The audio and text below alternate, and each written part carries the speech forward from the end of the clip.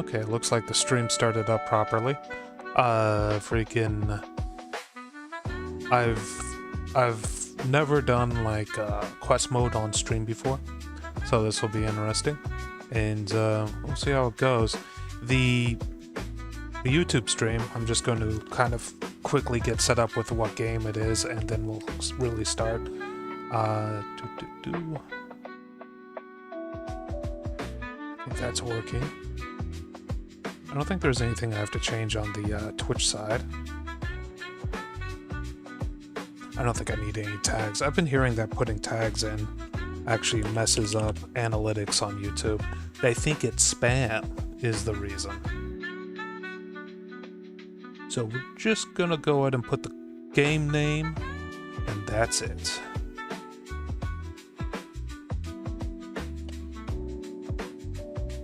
And we're sending it to Magic the Gathering Arena. I know it's not actually that, but you know, it's how it goes.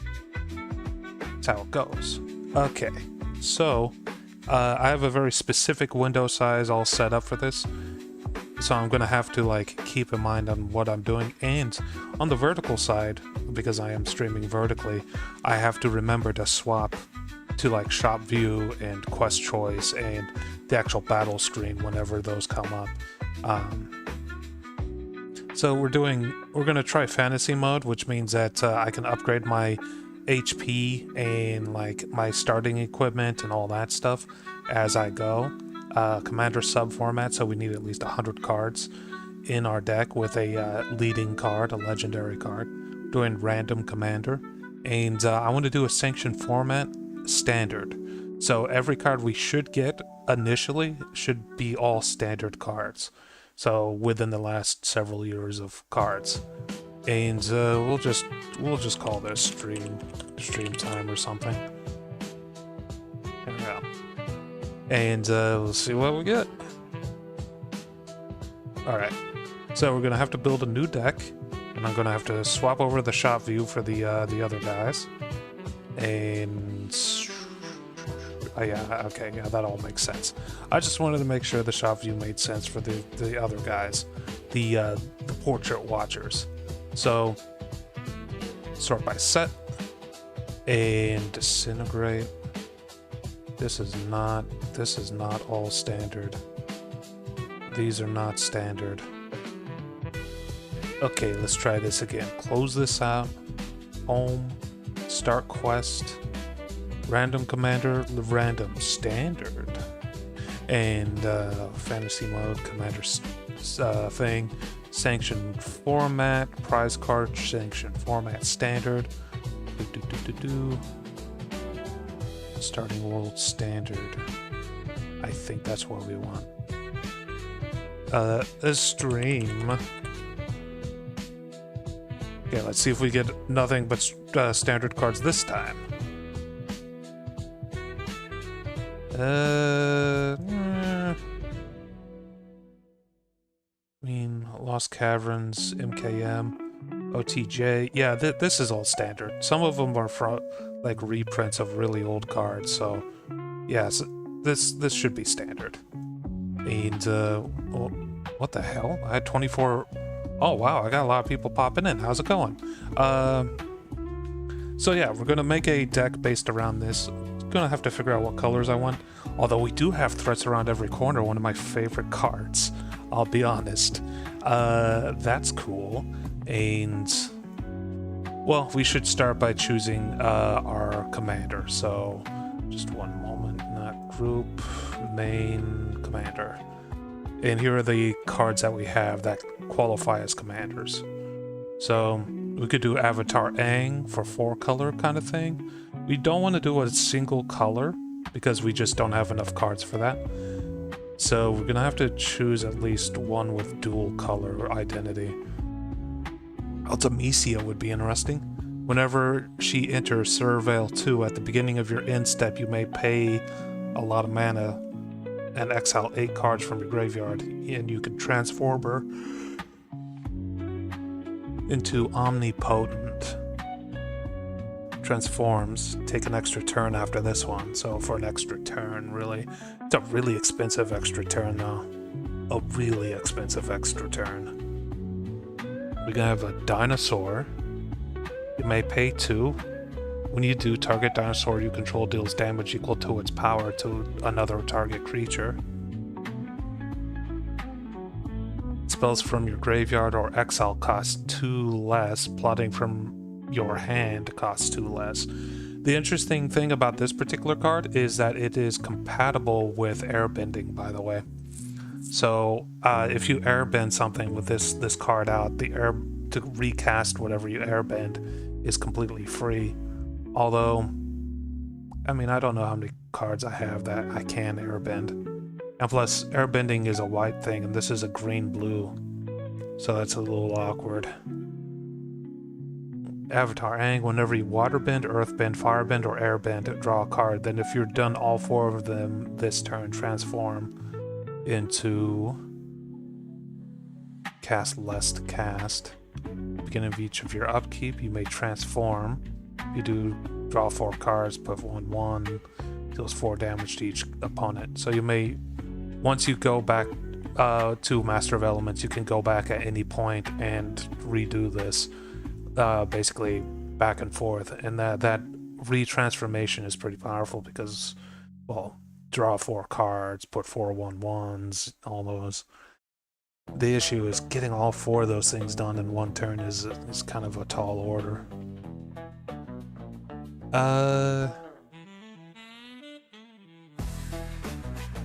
Once each turn, huh? Okay. That's a nice cheap commander, 1 mana commander. Helps out with lesson cards, that'd be kind of cool.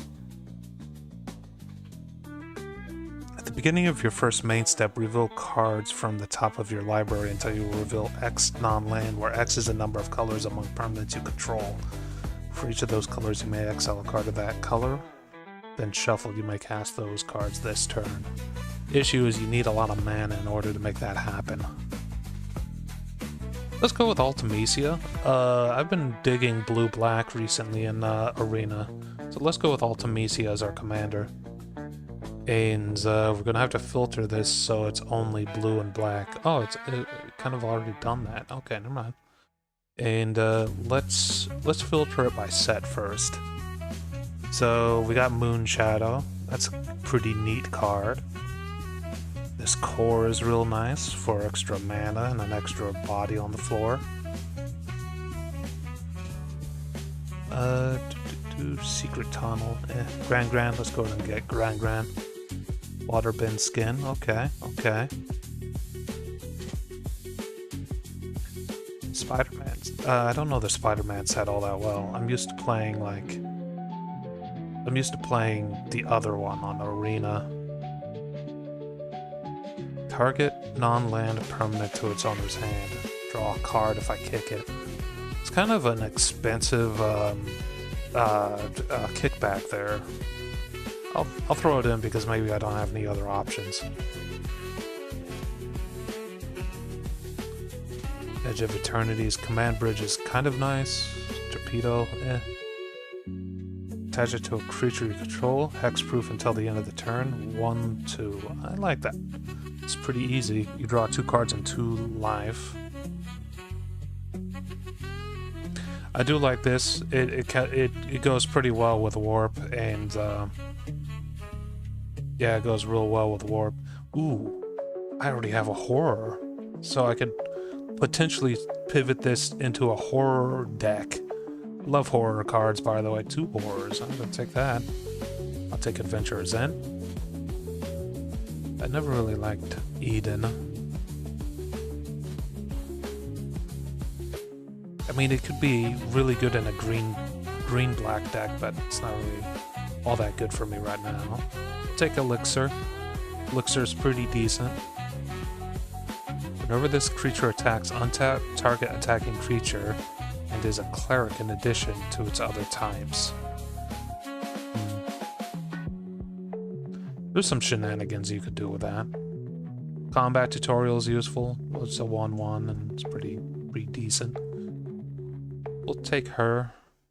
When this creature enters, choose 1. Destroy target creature that was dealt damage this turn, or exile up to 2 targets from a single graveyard. 3 mana for 3/2 seems kind of weak. I'll take it, I guess. I do like Cornered by Black Mages. It gets another body on the floor, and it also kills an enemy thing. Leviathan can be good, but we're not going to take it. We're going to take Primal Odin. I remember back when the Final Fantasy set first released and everyone was trying to make Primal Odin work. There were some ways you could do it.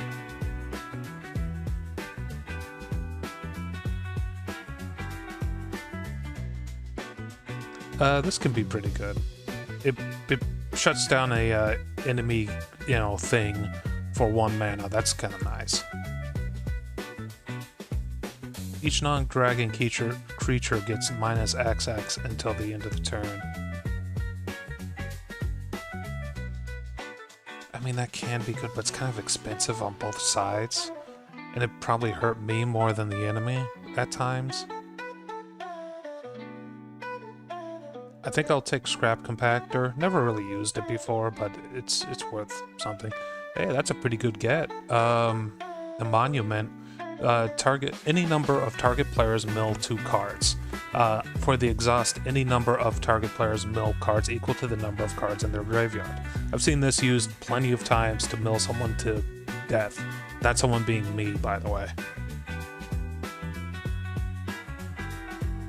Max speed, you get a draw card on this one. I think that's okay. If I mill it, I can use the max speed to do something there. I do actually like cards with exhaust on them.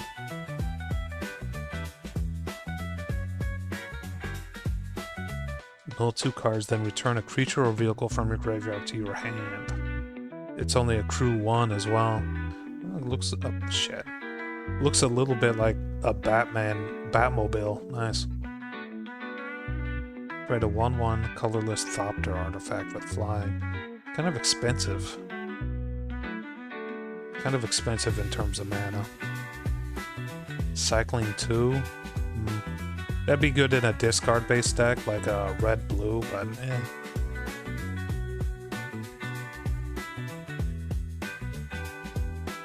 Okay, we'll go with that because there is a chance that we'll have kind of that sort of situation go on. Gleaming Banner. Create a treasure token when that dies. Pretty cheap to get out. Let's go ahead and grab it. I do like the pick. It's pretty nice. It's cheap to get out and cheap to equip. Runaway together is just generally decent. Hero's Downfall, destroy target creature or planeswalker for 3 mana at instant speed. That could probably get me out of a situation. Ooh, Phyrexian Arena. I like this art better.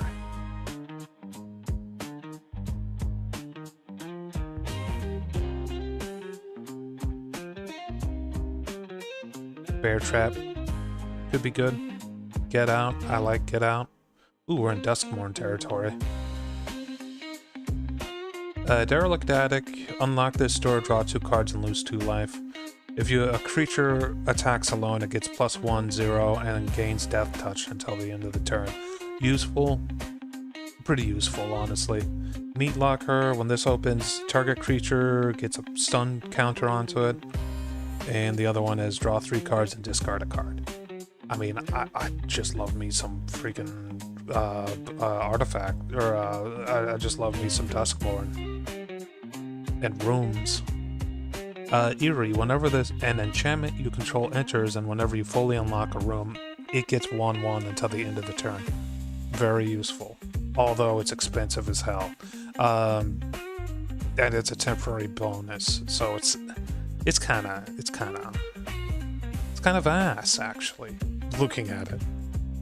We could do some Bloomburrow shenanigans. Gift a card, counter target creature if it instead counter target spell. I do like that because it's a pretty decent counter, honestly. We're kind of adding cards kind of slowly. We're up to 37, by the way. We need 99. Warden attacks into the battlefield, gains flying. So this benefits from having like constant creatures come out, which is kind of what I want. Enters, choose target opponent. If they lost life this turn, they reveal their hand and choose a non-land card from it.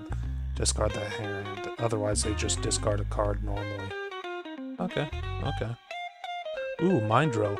I've been experimenting with threshold-based mechanics recently in Arena, and Mind Drill is one of those cards that has been involved in that. So the rats in Bloomborough are really interesting if you can get them working well together. So we're going to add that.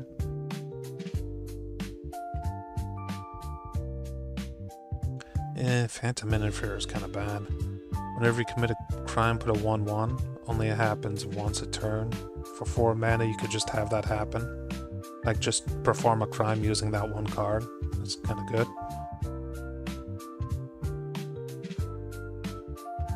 Okay, that's kind of good. This guy draws a card for me if he deals damage, and he can't be blocked if we've committed a crime. Top card of your library has plot. The plot cost is equal to its mana cost value. You may plot non-land cards from the top of your library. That's just silly. That's really silly. That's a very silly card. I'm surprised I don't see it more often, honestly.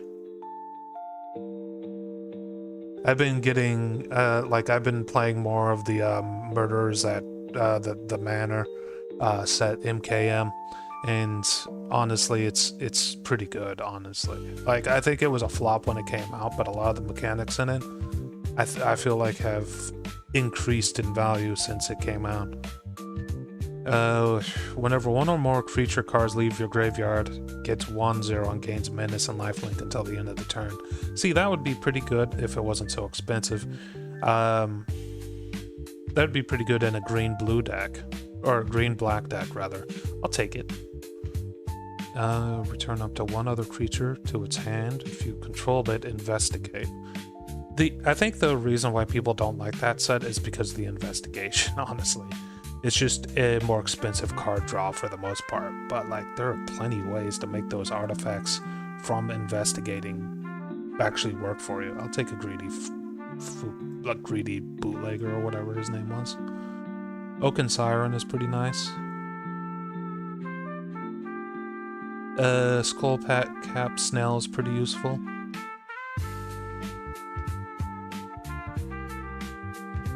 Four more permanent cards in your graveyard.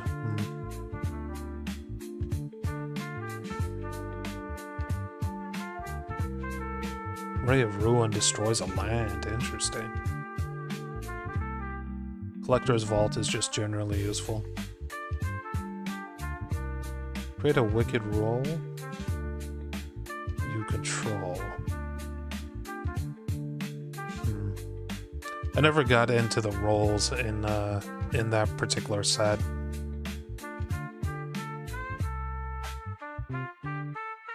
On the top or bottom of their library. That could be useful. Whoops, that could be useful. I was going to add her anyway. Alright, we're up to 49 cards. Oh god. Okay, we're going to have to add a lot of cards. So we will just go down the list here. And we're adding more.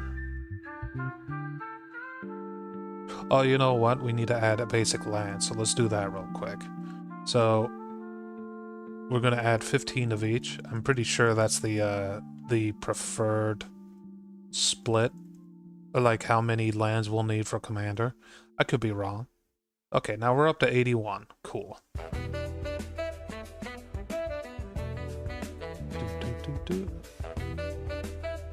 Some of this is coming from the Ninja Turtle set, by the way, which hasn't released. I think I will take Eden. Magic Pod is okay. You draw 2 cards and you lose 2 health. Create a 0/1 whenever you cast a non-basic spell or non-creature spell, deal 1 damage to the enemy. Wizards you control get 1/0 and gain lifelink until the end of the turn. Okay. I can agree with that. I don't see it very often in Standard, though. Dormant Crocodile. When this creature dies, create a 2/2 zombie druid creature token. Yeah, that's okay. I can agree with that. Renew. Yeah, that's okay. Has a renew effect. Yeah, it's okay. 1/1 with Thopter. Crew 2, I mean, it could be useful. It's pretty expensive though. Sacrifice this artifact to destroy a target permanent. If I get to 7 mana, that's a bad situation, but I mean, it might be able to get me out of a bad situation.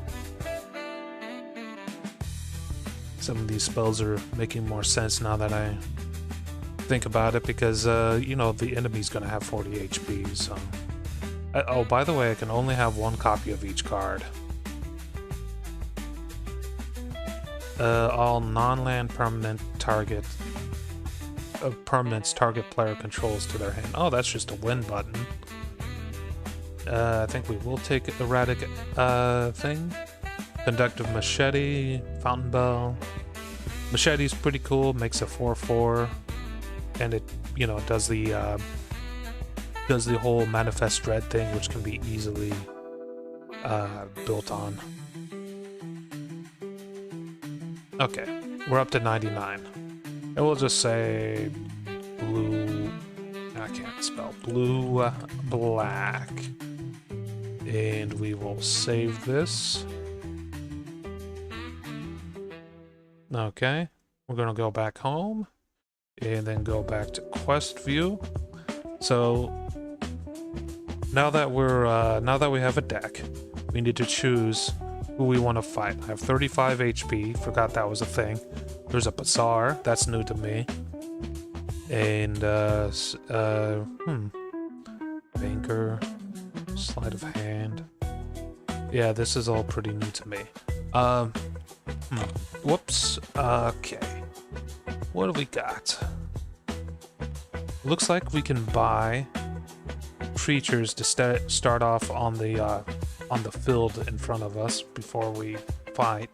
We don't have to cast them, they'll be on the field. Membership.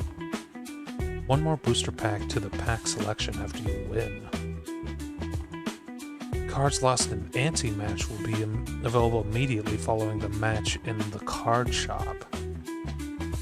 Gives a bonus 10% to match winnings. Improves sell percentages by 1%. Improves chance of finding random rare after a match by 15%. +1 to max life. 250 credits. Reduces max life by 1. Okay. Alright then. Back home. Let's take a look at the spell shop.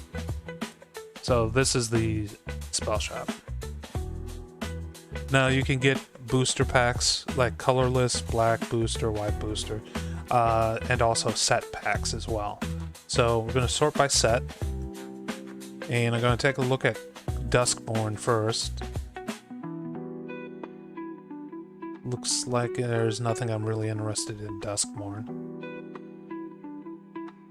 Bloomburrow has a raccoon.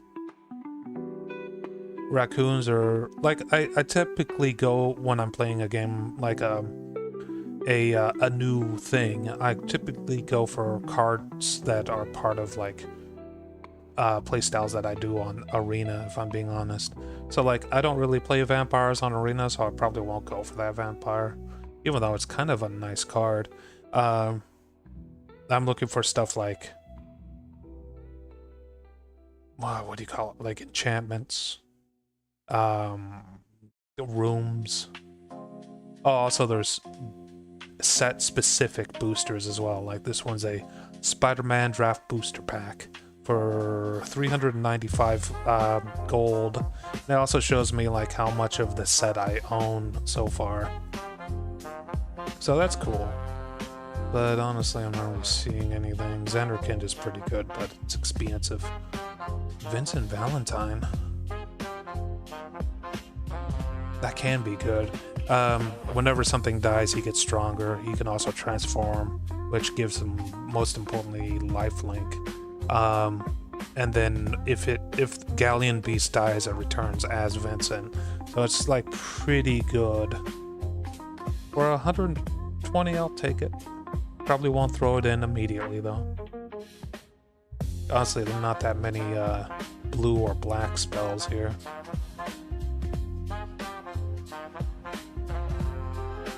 Yeah. So, yeah. That shop will reset when we get back over to when we get done fighting the first enemy. So, this mode is all about taking duels. New challenge will be available in 20 wins. I thought it was 10 wins. Jesus. And yeah, let's go ahead and try. Oh, by the way, these are the commanders. I could do random opponent, or I can fight one of the randomly chosen ones. Ah, that went right in. Okay, here we go. So we got 2 mana in our starting hand. And most of everything is a bit expensive, but all I really need is 1 mana. So we'll give this a shot. We'll see how this goes. I should have gone with blue first. Oh, by the way, my enemies are commanders as well. And they also have more HP than me to start off with, but that's just part of the whole, like, fantasy element where you slowly get more powerful. So it's not that big of a deal that they're a little bit stronger than me. We'll do Dagger Fang, I think. He has decent stats for what's going on. He has Death Touch. Enters, you may mill 2 cards. Top card of your library into your graveyard. So I can choose to mill. I think I will. What we milled was 2 lands, so I think that was worth.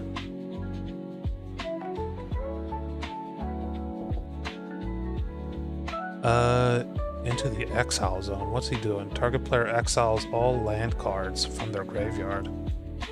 Okay. And we will throw away just a random card, a random land. Okay, it's a good thing we have Death Touch on the field because that Sandstorm Crasher looks kind of mean. We're gonna hold off. We're gonna attack with using this. Did not block. Attacking with that, that's no good. We kind of don't have the HP to be taking a lot of hits. Oh, it reminds me, we have our freaking, what do you call it? Commander. I keep forgetting about the commander. If you can't tell, I don't play commander all that often, so this is somewhat of a learning experience for me as well. Let us toss. Let's toss him.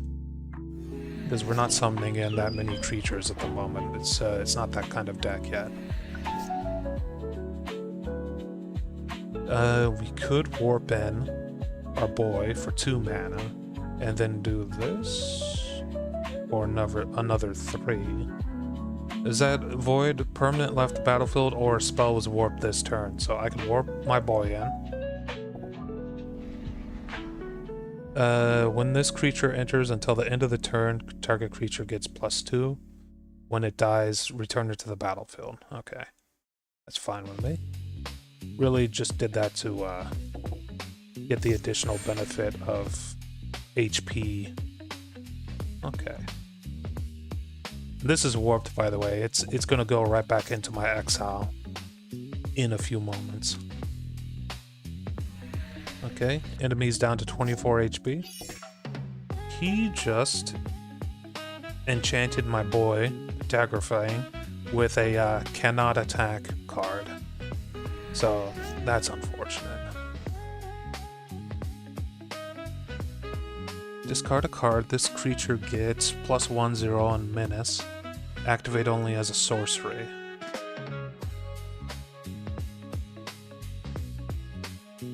Let's get Moonshadow out there. This starts with 6 Wither tokens or Wither counters on it. Or -1/1s rather, is what they're called. And every time something is put into the graveyard on my side, it gets some removed. I'm gonna go ahead and put a 1/1 onto it immediately.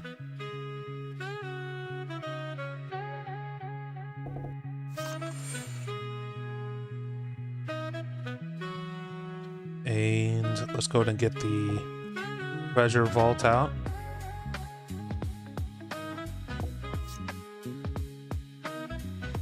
This guy can discard a card on his own. This guy can discard a card as well. He can cycle.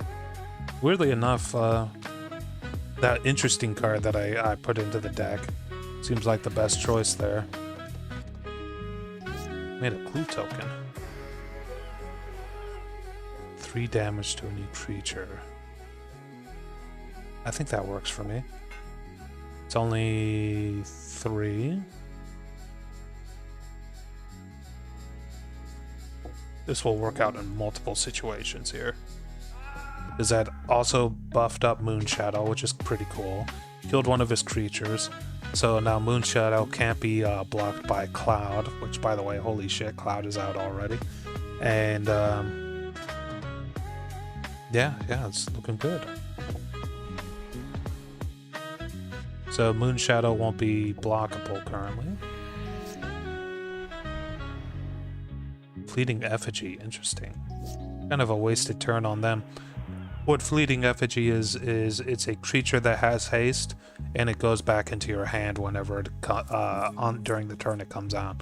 I've seen people build a deck around that where they just throw out Fleeting Effigies over and over again in order to like make unavoidable damage happen, essentially.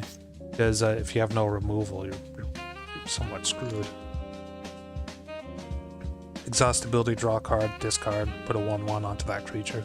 It's pretty useful.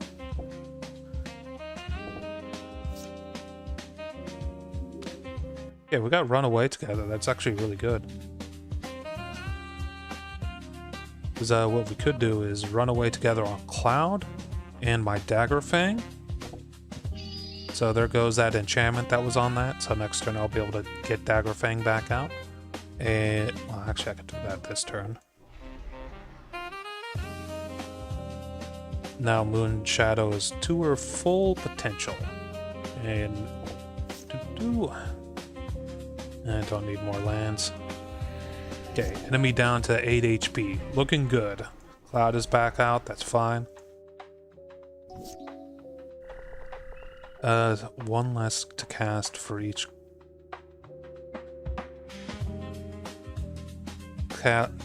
pay mana cost of 1 because I have so much stuff in my graveyard already.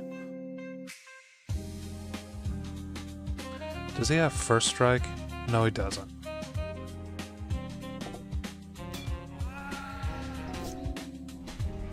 Oh yeah, I got Ultimecia. I keep forgetting about my commander. Damn it. Alright, Ultimecia. Boop. Yeah, might as well get this guy out when I get a chance, too.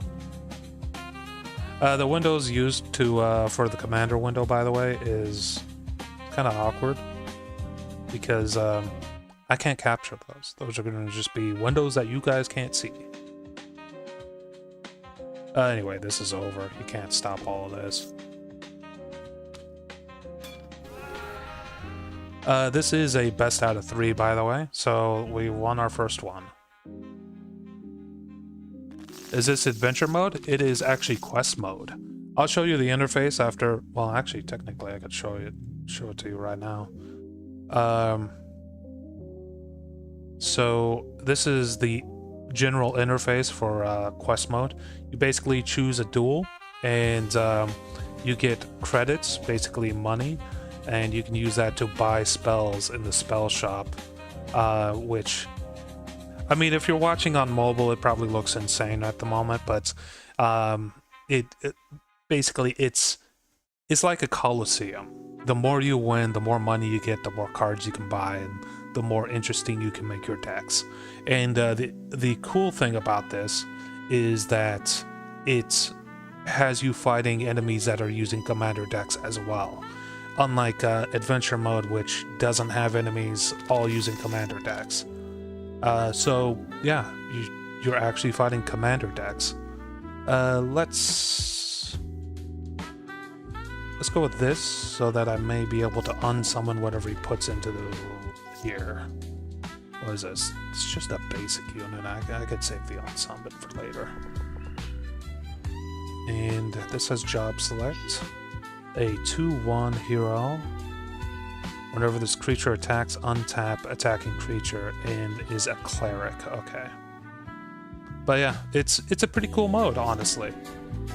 And I was able to set it up so that I start with nothing but standard cards as well, by the way. Which is pretty good for me because I don't know any other, you know, formats.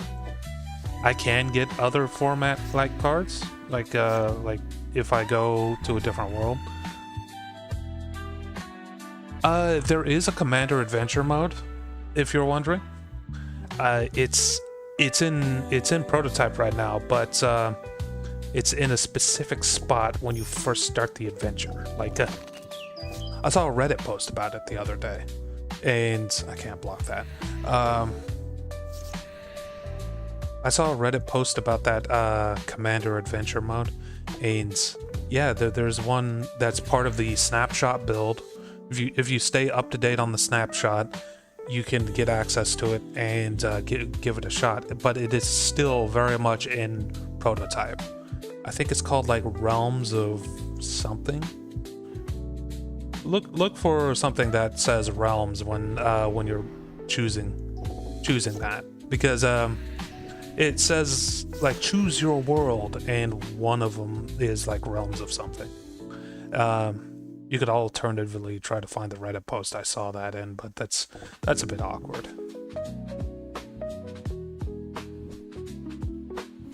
Okay, I'm messing up this battle, by the way. I could be doing way better. We're going to unsummon him.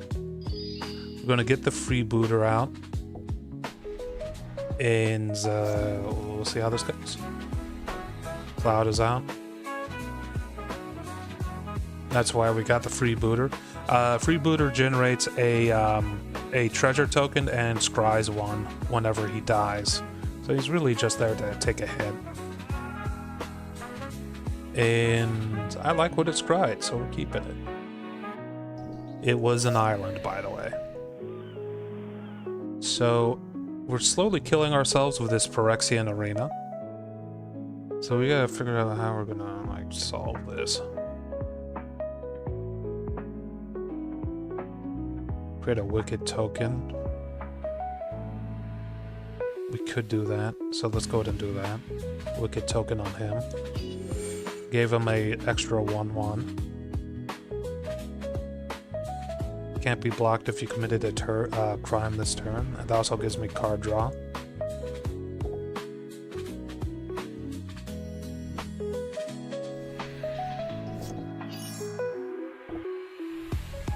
He's not attacking because he's worried that I'll block it. But yeah, take a good look through the options when you go through and start a new commander quest in adventure mode, because I think there's more options than you would expect currently.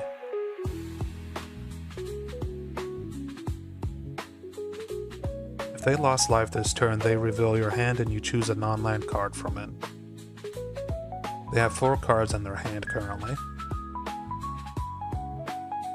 Let's just go ahead and get the Firebomb and Diversion unit out.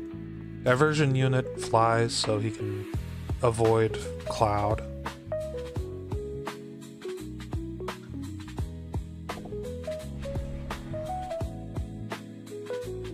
Yeah, we got 2 flying units out, so that's good. We can't block him. He used some kind of anti-blocking card.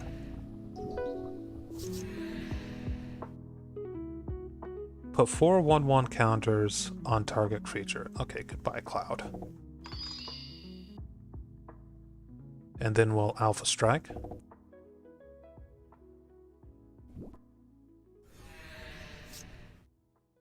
Put that island out. And we might as well get Fleb out. This way we can see the top card of our library at any time. You guys won't be able to see it because it's a separate window. Oh, yeah, the Commander is a selectable format in Adventure right now, but that doesn't, so you do want to get over to that Realms mode because the issue with that is the enemies will all use normal decks currently, and there's just a single developer currently working on a edition that makes all enemies use actual commander decks. He says he's about halfway done with it, from my understanding, but it's you'll know you're in the right place because when it boots up differently, it doesn't have you in that one room. It has you in like a church with a bunch of like books that you can pick up immediately, and then you can just make whatever deck you want at that point. But yeah, I would look out for that because it's really cool. It looks cool.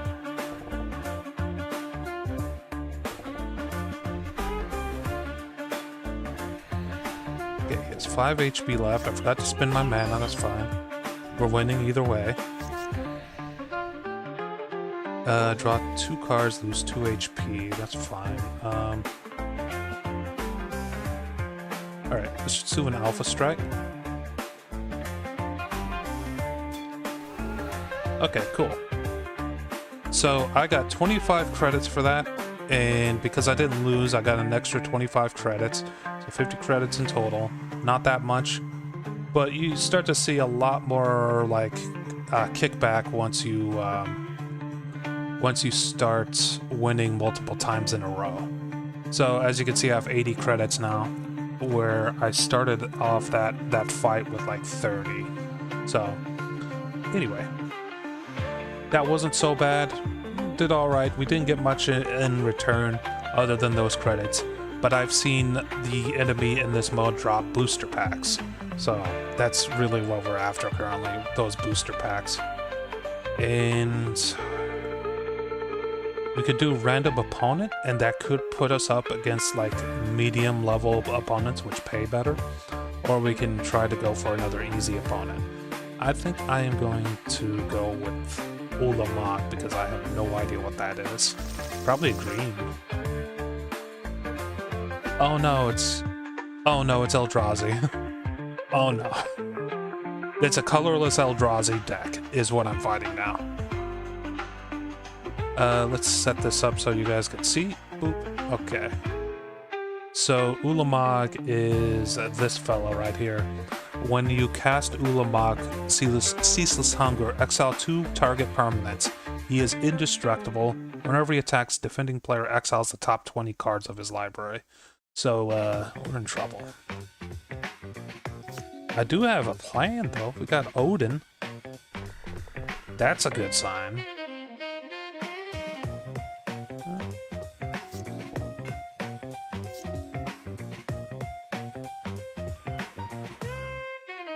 So, if we could get Odin out, we could just end this before he gets a chance to do anything.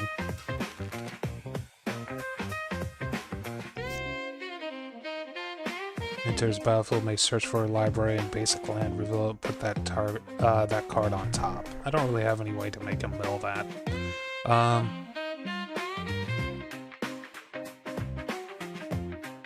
We'll just get another creature out. Also, ah, fuck that up. I thought that was a job select equipment.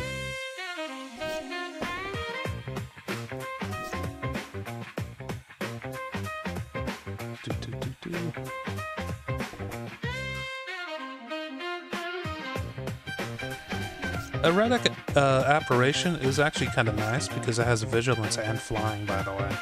That's actually a pretty good combination of like keywords. We get engines going. It's also another flying creature that he has to contend with. Yeah, that's a flying creature.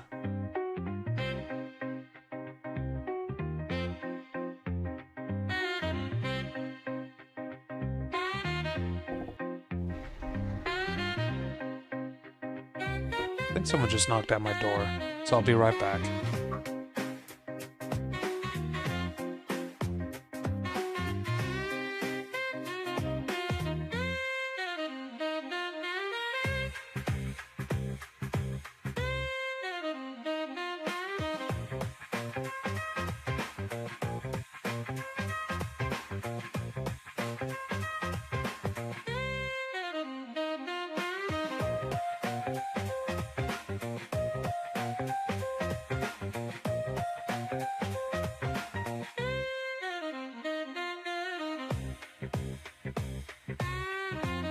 Sorry about that. What the fuck was I doing? Oh yeah.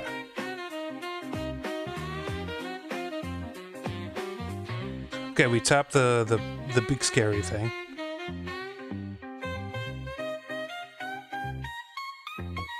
So we're just gonna keep chunking away at him. I can't block. Oh, he's flying. Could trash compactor him. Or we could save the trash compactor for when his commander comes out.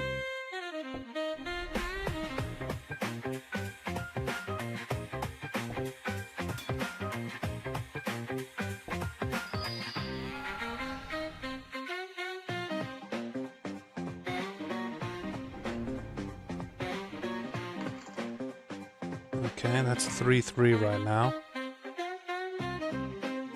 Could trash compact. No, oh no, we can't.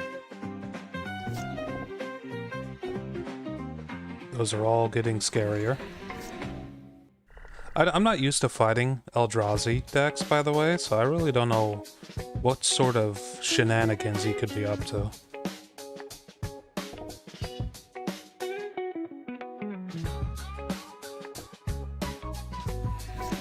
That lifelink he has is really annoying. Okay, I have enough to get Odin out.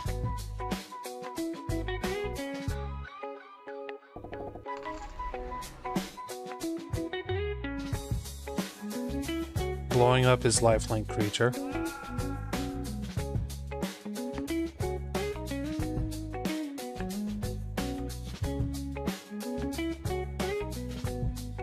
I don't think we're going to be able to get the win from Odin, by the way. The extra possible win.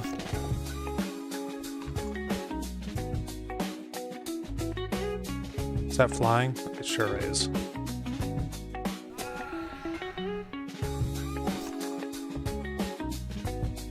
Alright, I think it's time to trash compactor that one with all those tokens on it.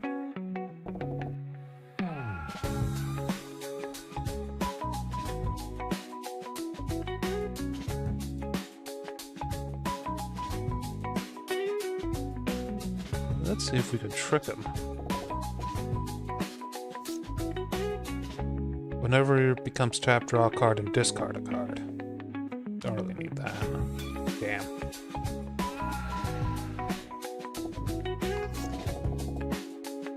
Nah, there goes the his guy, his main dude.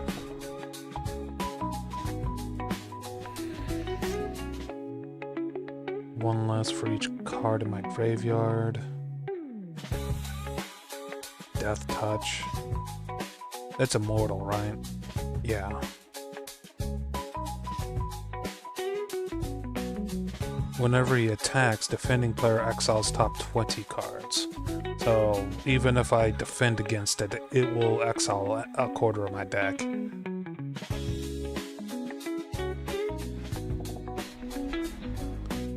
Let's do Derelict Addict to get some more cards. Not the greatest, honestly. You can rescue some of those cards from my graveyard, but that's not really going to do much for me. Good news is this boy's not flying. The bad news is he still has 37 HP.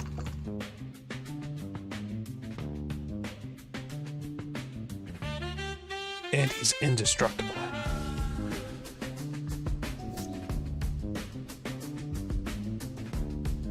Leave my graveyard. Lifelink and Menace. Does this really help me out? Not really. Let's do this.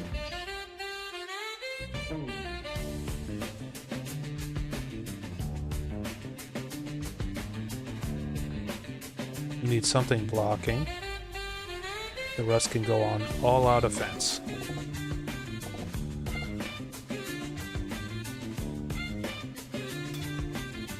Things are not looking... Oh, yeah, okay, he won that one. Man, I did not know that that was this particular Phyrexian's name. Also, I need a mulligan this. That's a little bit better. Let's discard the Odin.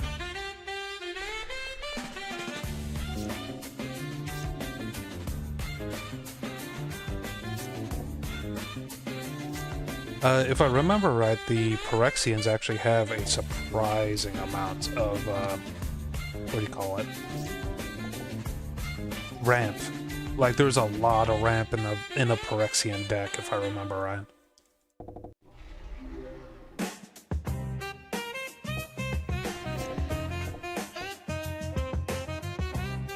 We'll let the damage come through.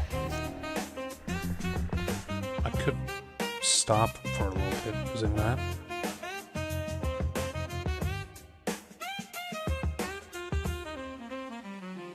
When this creature exiles one target card from a graveyard, target creature you controls connives.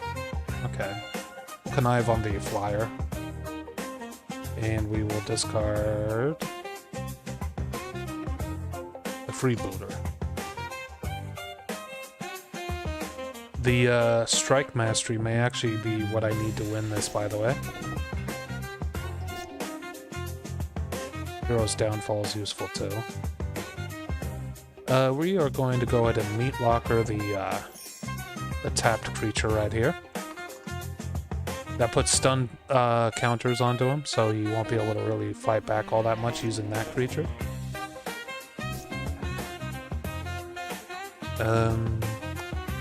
Do we have any activatables on these guys? Not really. Only this, so let's go ahead and do that actually. Alpha Strike. It's down to 13 HP.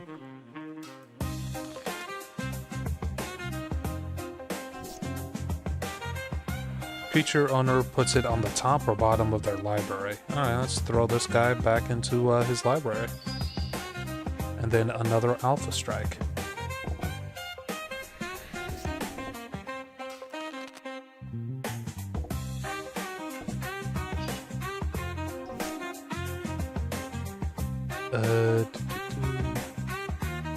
We're gonna combat tutorial myself and this Thopter.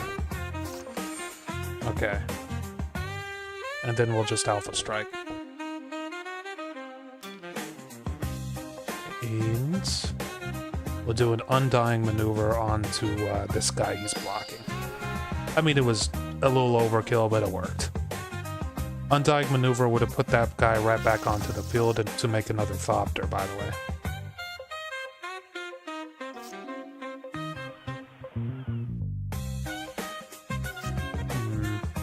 Oh, I see. Okay, cool. I was thinking, like, I don't see a swamp, but no, there is a swamp there. What is this? Take a Minotaur from your hand and put it directly into play as though it was just summoned. Didgeridoo. That's weird because I don't think there are Minotaurs in a Phyrexian deck.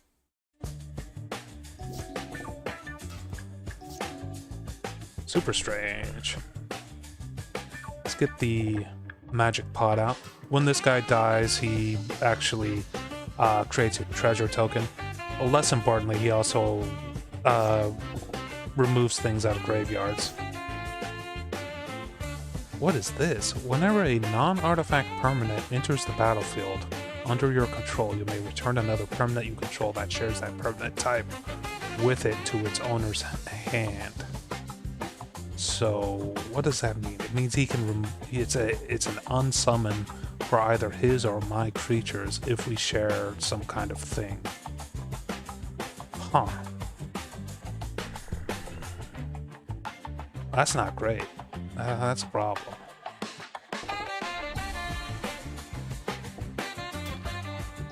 Oh, it has 1/4. I thought it has 1/1. Okay.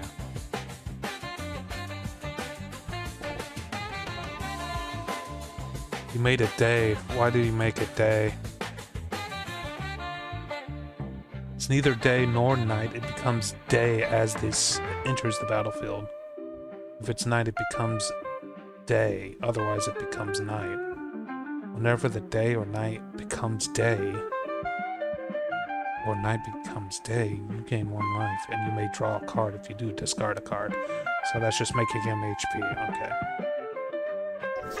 And, you know, card draw and stuff, but mostly HP. And no reason to attack on that one.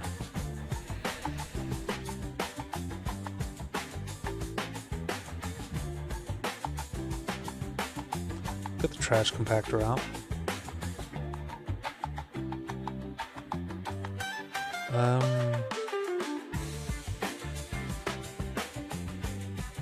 Let's push that back into his hand because it's expensive. Yeah, he had to throw it back out. Cool. I could counter stuff too, using that. Could also just do this.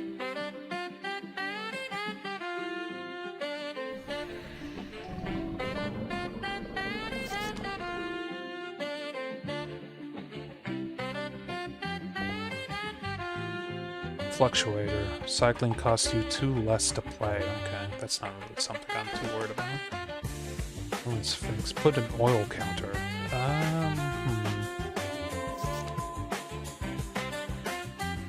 Okay, this guy will draw me cards if I commit crimes, which I'm about to commit a crime. Oh, right, I need to do this. Cancel that, and then do this.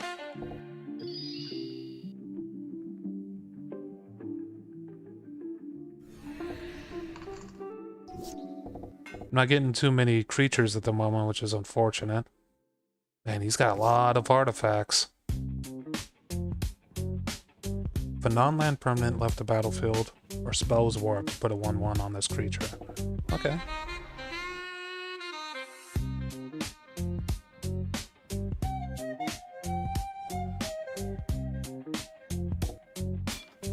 Blocked the wrong thing. Got a free card out of it.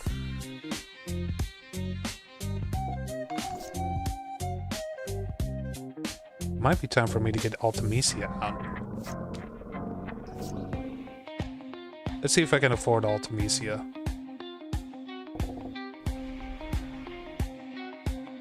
Keep forgetting I have a commander, you know.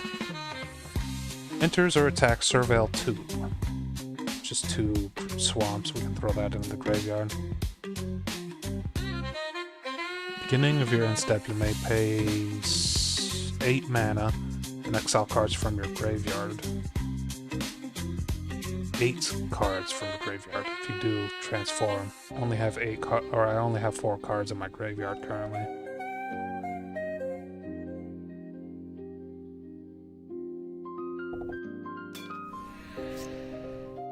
Ooh, Fountain Port.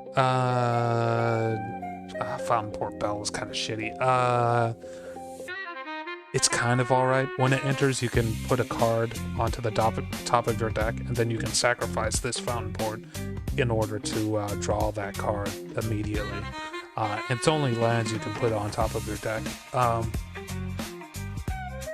The issue is, do I want a land card next turn? I guess I do.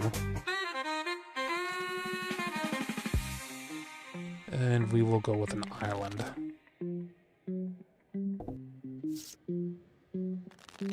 I don't like the sound of that. Cancel that. He just killed everything on my side. What did he do? What was that? He also killed a lot of his own stuff.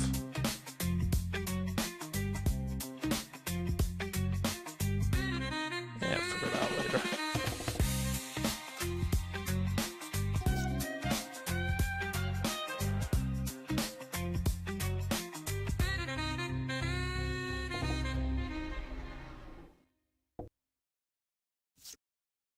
Got another island? Damn it. Okay, I think it's time to just take the hit.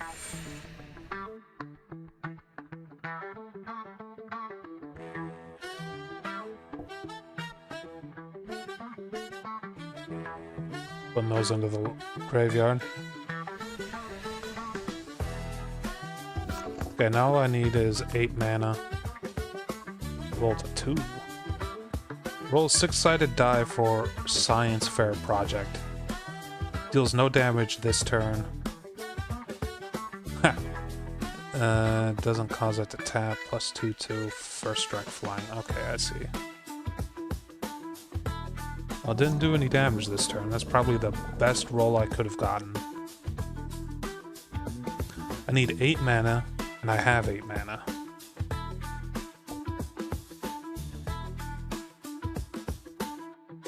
And I'll just keep throwing stuff in the graveyard.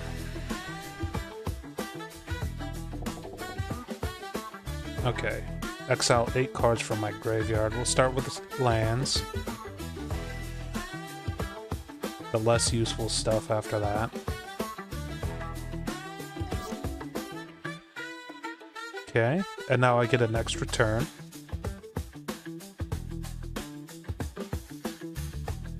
Let's see here. Let's go ahead and get an extra Thoptera.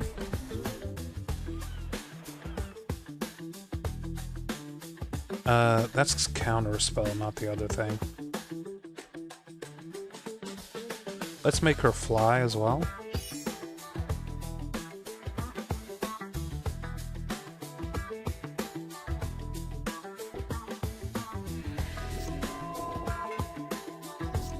Okay. What's her other ability? When this creature transforms, take an extra turn. That's it. Okay, just menace an extra turn. Circle of Power, let's go for it. Wait, does that count for her? I think it does. Yeah, it does. She's a wizard. Oh, she's a warlock. Never mind, she's a warlock.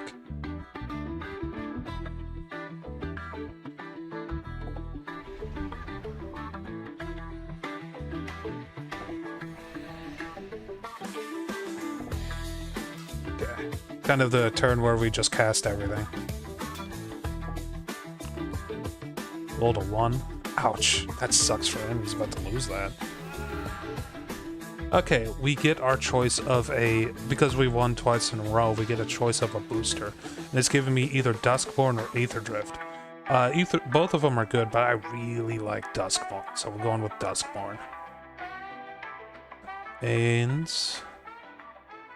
we're getting some good cards. Is this viewable on your guys' side? Yeah, it looks like it. Let's see here.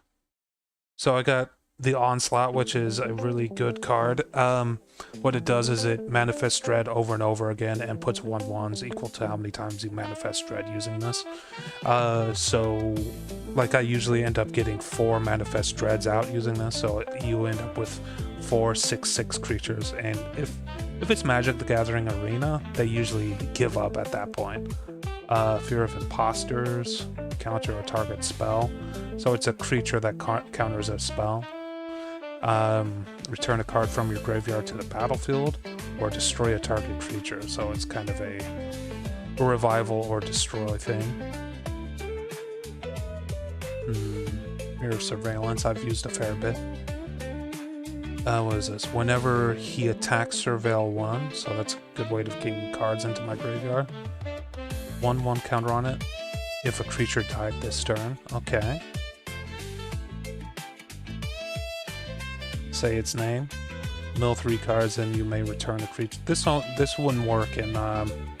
By the way, this wouldn't work in the format I'm playing. I'm pretty sure, because you need multiple copies of this in your graveyard for that to work. All right, let's go over to the shop. So boop, bop, shop. All right. Because we played a few matches, the shop should have restocked. So you may have some stuff we can pick up. Smoky Lounge. Ticket booth. We want to pivot to a red-blue or something like that. These would be good for that. You'll notice that some of these are cheaper than others.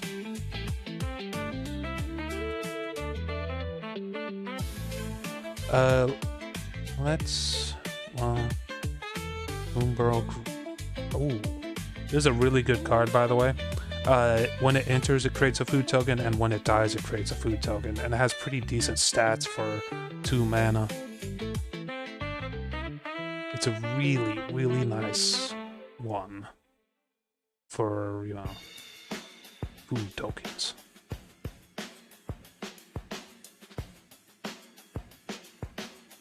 If a repeat offender is suspected, put a 1/1 counter on it, otherwise suspected. So you can put on a lot of 1/1. This isn't a tap to do, so if you have a lot of mana, you could just suspect it and then put a bunch of 1/1 counters onto it. Could be good. Could be a good way of using my mana. So we'll get that.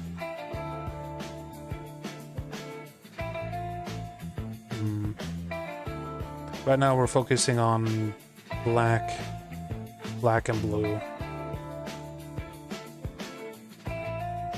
As long as an artifact enters the battlefield under your control this turn, this creature can attack as if it didn't have Defender. It's pretty decent stats for blue and all that stuff.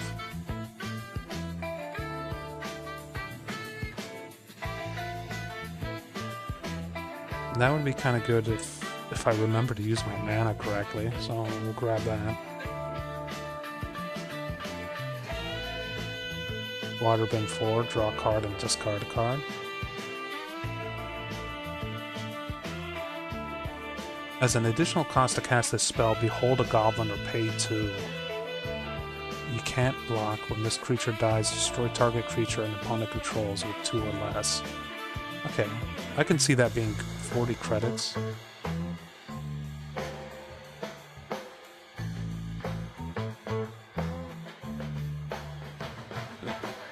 Coper, you doing okay over there? I only see a few letters of what you said. We already have a collector's vault. Remember, we can only have 1 card of each thing, so there's no reason for me to get another one. So, we will go back over to Quest. Oh no. We'll go for it.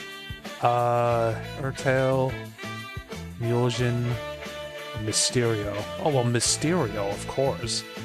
I'm pretty sure that's just a monocolor blue deck, so yeah, that will be an interesting one. So far, we haven't lost. How many credits do we have? 13? I spent all my money? I spent my money again?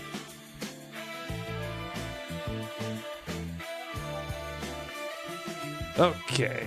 Hopefully it looks alright for you guys. We got 2 mana, including Moon Shadow. Yeah, I think I can work with this.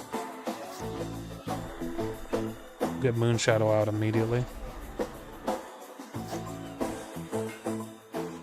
Mind Stone. Colorless to your mana pool.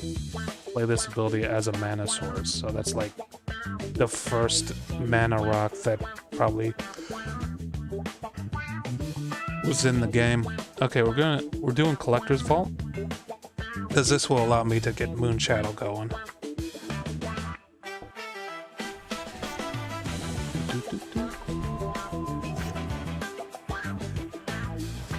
So I use this, draw a card, discard a card, and we're gonna discard. What is this? Whenever 1 or more permanent cards. We'll do Elixir. And we can attack because this has Menace. What are the odds that he has some kind of unsummon thing? What's this? During each player's upkeep, return to owner's hand each creature that player controls with power greater than the number of cards in his or her hand. Well, shit. So I have to carefully keep this below how many cards I have. Well, that's gonna be awkward. How many options here?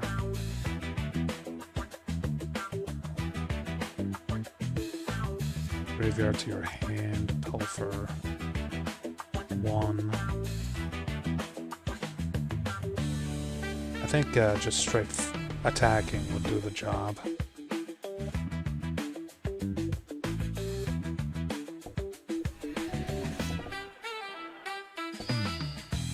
Oh, he stole my Moon Shadow.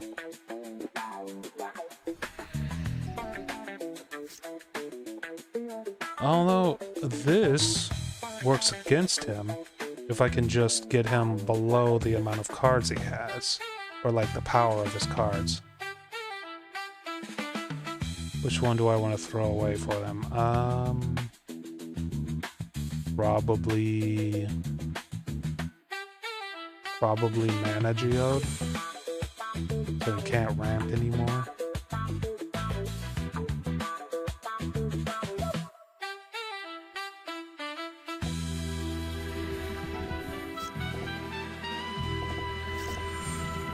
It's down to 3 cards.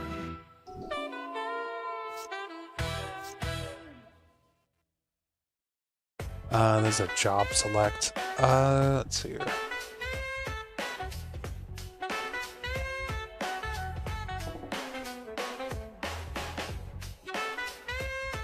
I discarded 2 cards there, and none of it was what we were looking for. Technically, I'm losing.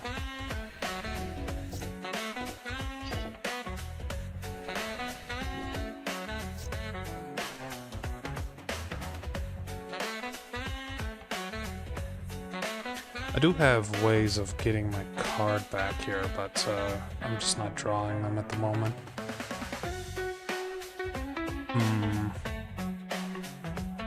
So we'll do this.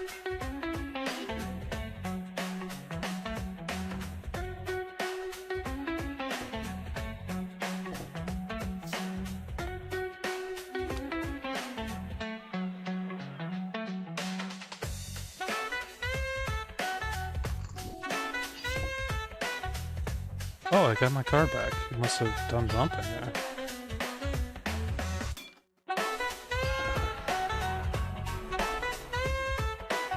Oh, you know what it was? His creature got too powerful for how many cards he had.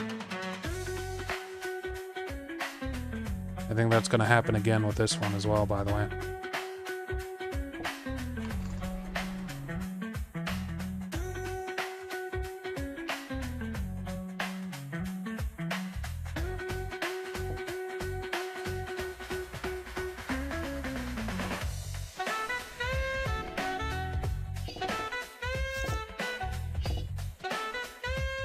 That 10 damage? That's 10 damage.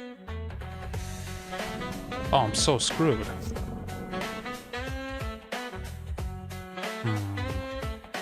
What is that? 1/1 for each card in your hand. Oh, it's weirdly good for what he's doing. Let's throw him out, because he has the ability of getting me HP.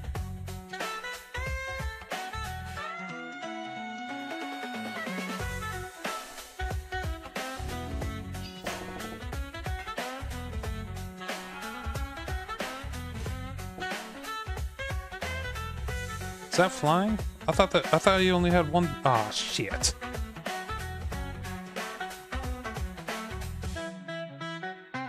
Well, I lost this first round. That's a tricky deck.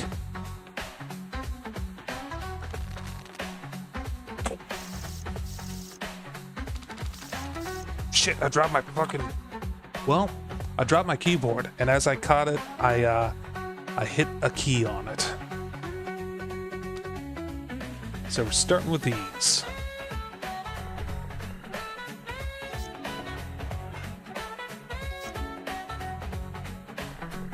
We'll get a defender out.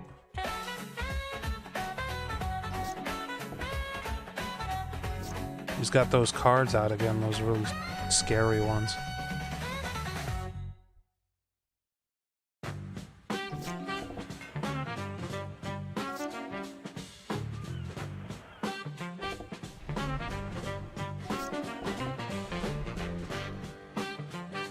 Myriad instant sorcery spells you cast cost 1 less. You may cast sorcery as if they had flash.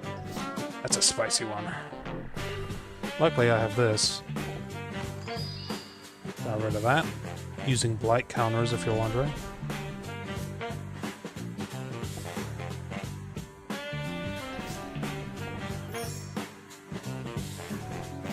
This is an island, a vehicle island.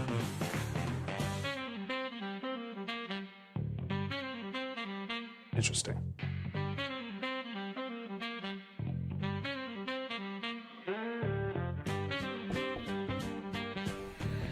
You know what I need in this deck? It's that one spell that allows you to destroy a creature to draw 2 cards.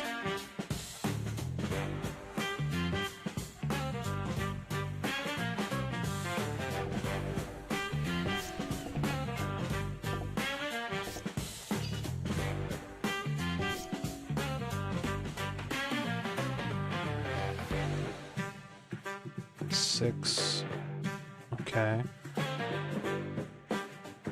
I really need another island.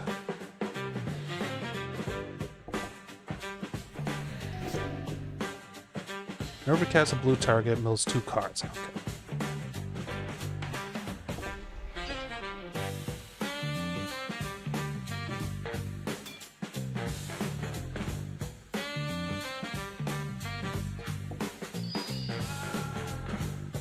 Trade a treasure. Dies under your control, draw 2 cards. Whenever one or more permanent enters your graveyard, my Moon Shadow gets more powerful.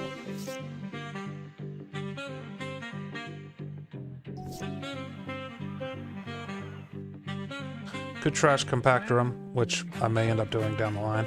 And I could also unsummon him, which I am going to do. And we can get Flip out. And that means I can also look at the top card of my graveyard. What can he do? Plot is equal to its mana cost. Okay. So I can plot the card on top. Which is something I can't do right now because it's a 3 mana cost thing.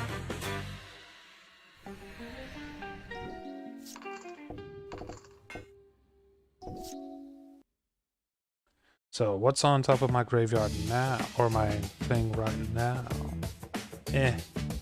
Not something I want to mess with.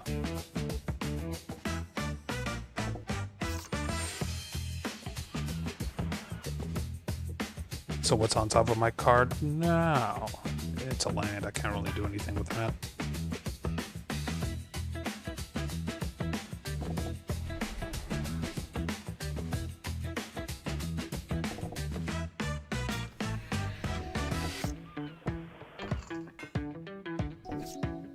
He's up to something, but it's not really making much sense. He's just putting out more artifacts and not actually equipping them. So we could just Alpha Strike and that should end this match. Yep. Alright. I still haven't seen Mysterio come out, which is interesting. We don't have any land, so I'm gonna mulligan. That's a little bit better. We can work with that.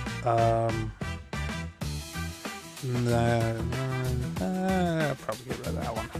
This one gets cheaper the more things I have in graveyard, so should be fine. And this will allow me to get a single swamp. As long as I don't mess this up. What the hell is this? Whenever this vehicle attacks or blocks, you may draw a card. If you do, discard a card. Smuggler's Copter. Just a special art for a, previous print. And we will crack open the Fountain Bell to get another swamp. That's oddly unlucky. Why is this island in front? What's going on with this island? Tap to add 3 colorless. It doesn't say it has any stats.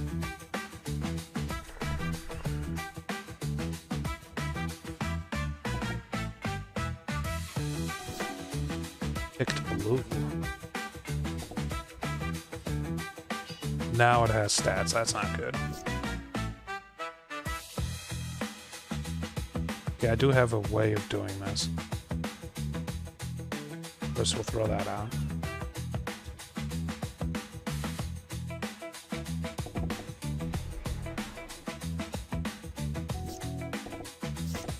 Good. He decided not to attack. Whatever made this into a creature is probably a one-time thing, so let's just go ahead and pop it back into his hand.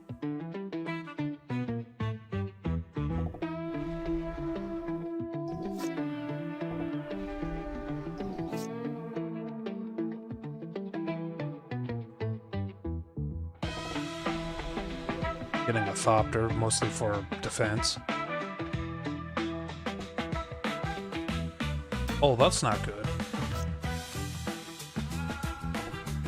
Forgot about the vehicle.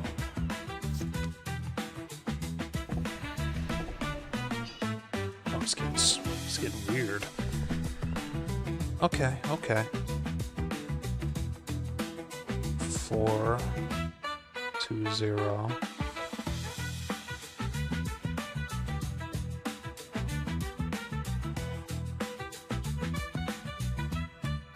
Clicked outside the game. Okay. Is that 4-4 or 4-1? Looks like 4-1.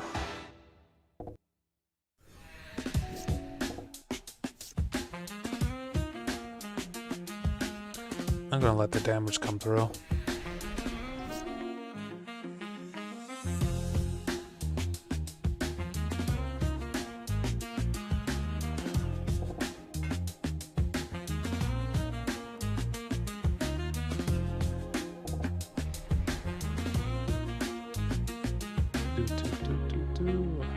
Okay.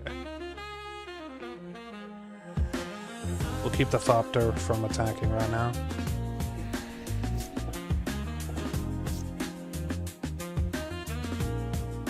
Thopter blocks that. Actually, Thopter does not block that.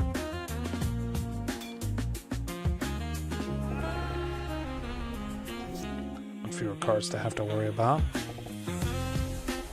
4-5.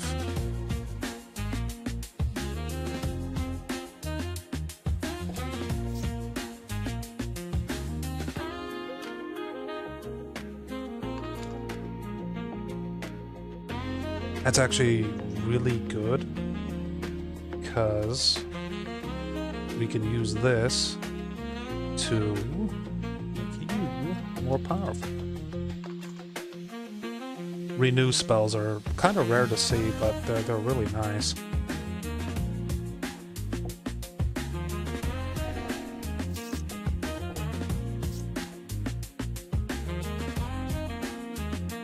It's 4-5. I can use these to block that. This to block that, just to conserve HP at this point. Now I don't have to worry about that big boy getting in our way. Gold Vein Pig, I'll take it. It creates a treasure token every time it actually hits. I'm gonna make this into a creature. We don't really need the mana anymore, I'm just wanting him to block it to kill off one of his units.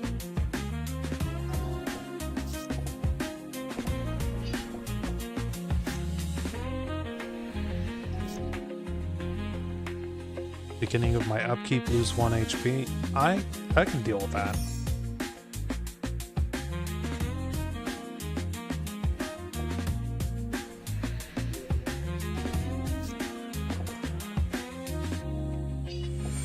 Well, there goes my buffed up unit.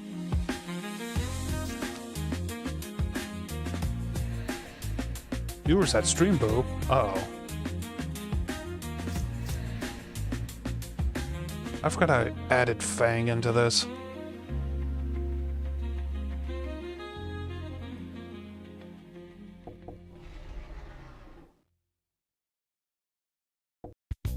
Good news is this guy's cheap as hell to get back out.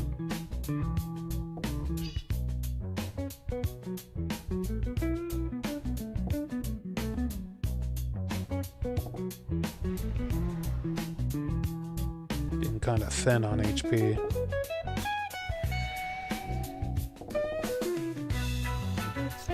Colossus Whale? Well, that's no good.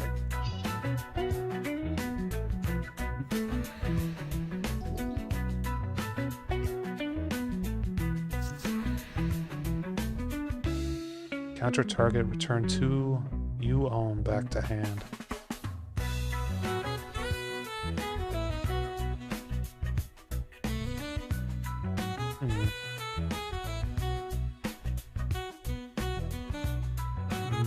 Oh, enchantments. What's this do again? Mill 2 cards, sacrifice. When you do, return to another target power unit. Okay.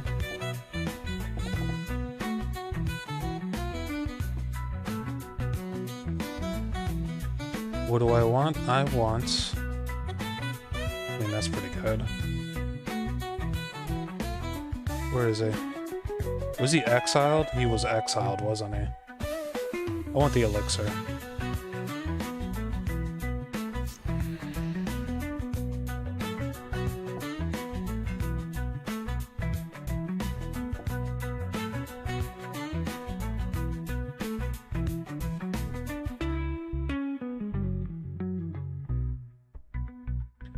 Equip one.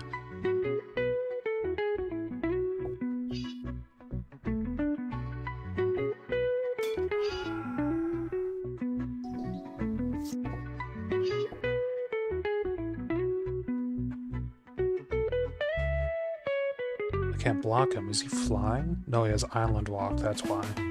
May exile a target creature defending player controls until he leaves the battlefield. That's when he attacks? Oh.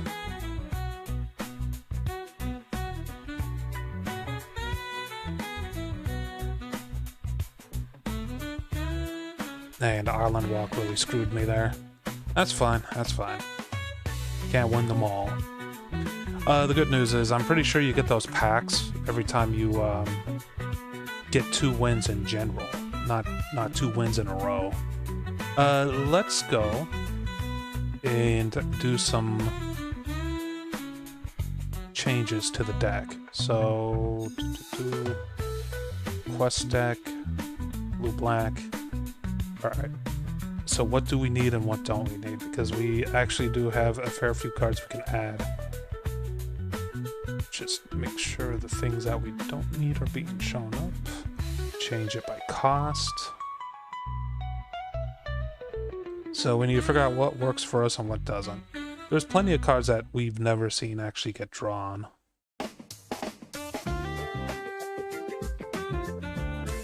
Rot Farm Mortipede doesn't do anything for us. So that can go. I'm surprised how good Chitin Gravestalker is, if I'm being completely honest. It's a card I should probably keep an eye out on for, like, in my normal play.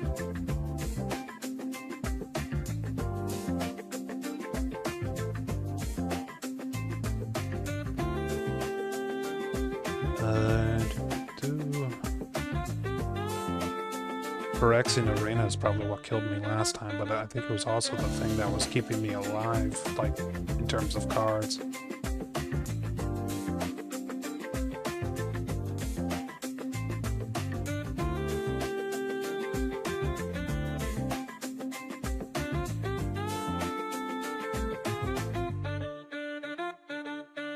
Okay. Surveil 1, whenever it attacks, it's also a horror. So I may take that. I do like horror cards. Forest Beetle may be pretty useful. Just make the enemy discard a card.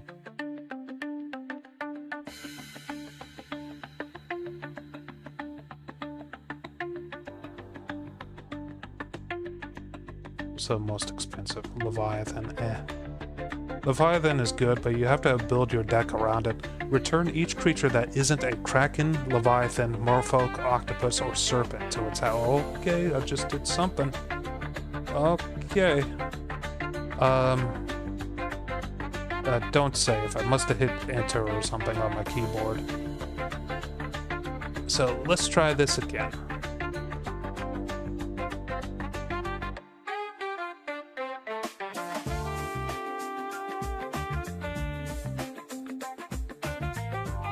Rot Farm isn't doing anything for us. Let's get Vincent in there.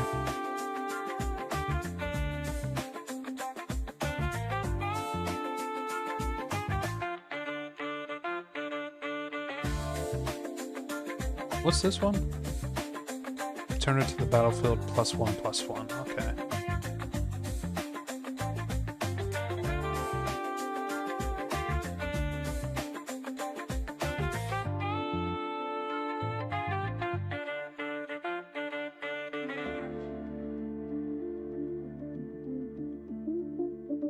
When this enters, if it was kicked, target player sacrifices a creature of their choice. 3 black mana? Kind of useful. It's a way to thin out their deck, or thin out their field.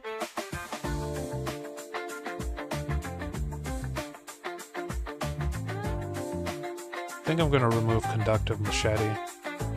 It's okay, but it's not that great.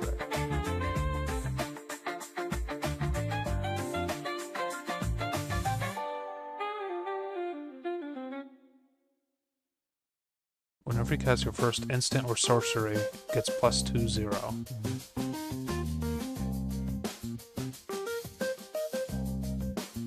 Oh, what I was about to say is summoning Leviathan, like, you need to have a very specific build in mind in order to make it work, if I'm being honest.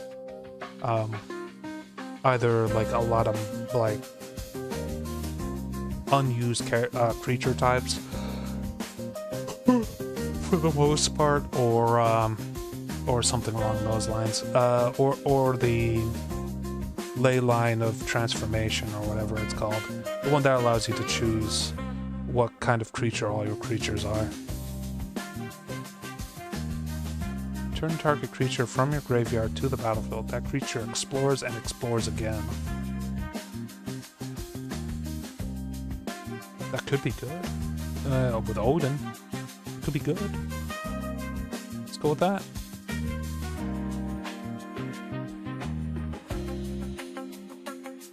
I'm getting rid of that because I don't need that particular land, and we're going to replace it with something cheap. Spider-Bot.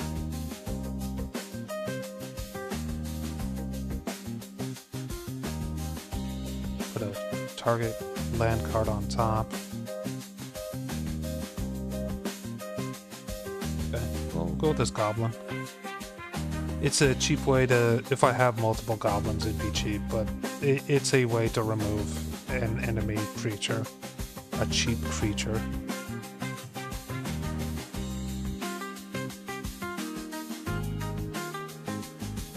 This could be pretty strong too, but it's kind of expensive. Well, anyway, let's give that a shot.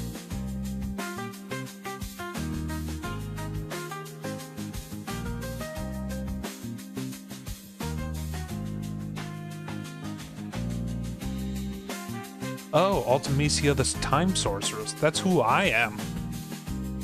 I mean, I gotta fight them. Oh, also you could travel to different realms, by the way. Right now we're in a standard realm.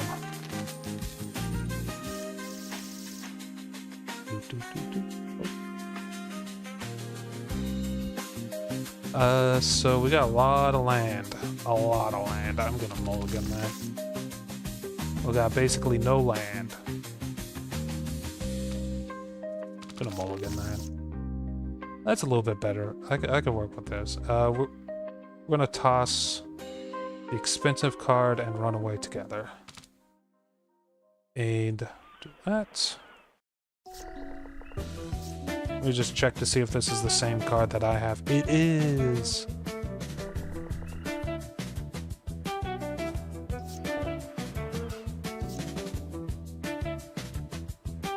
Get to see like what a real deck looks like with this character.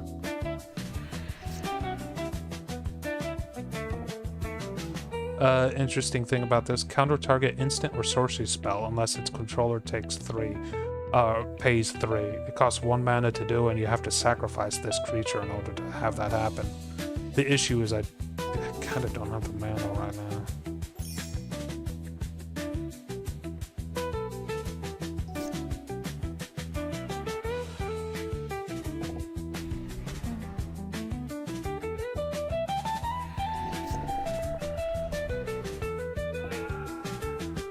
Yeah, kind of wanted to keep that.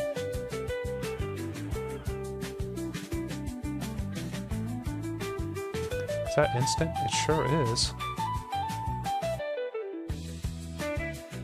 Save our mana.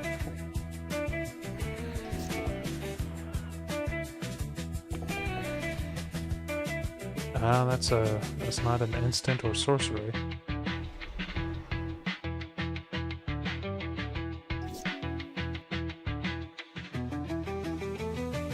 Need more black mana. No!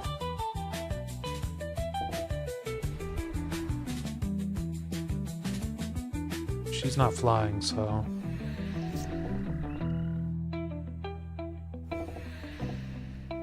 That is not an instant or sorcery.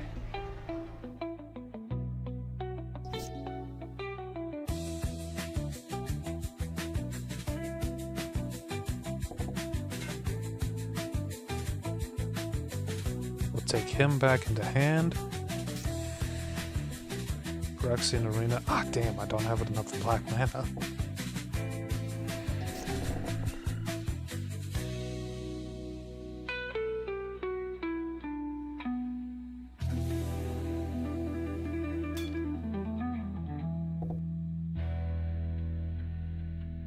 Covert Technician. Wait, what? Wait. Put Covert Technician from their hand onto the battlefield, tapped and attacking. Oh, he used ninjutsu? Oh, he did. He used ninjutsu. It's so rare to see something use ninjutsu. You may put an artifact card with mana value less or equal to the amount of damage from your hand to the battlefield. It's like one of the cards I tried to make work like early on. That is an artifact and not an instant.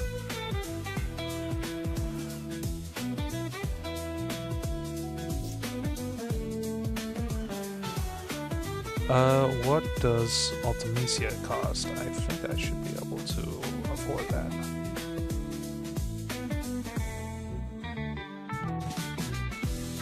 Whenever a land is tapped for mana, return it to the owner's hand. Tap for... Ooh! Ooh, that's spicy!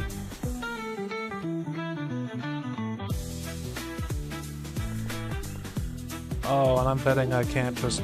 Okay. Guess I'm back to one land.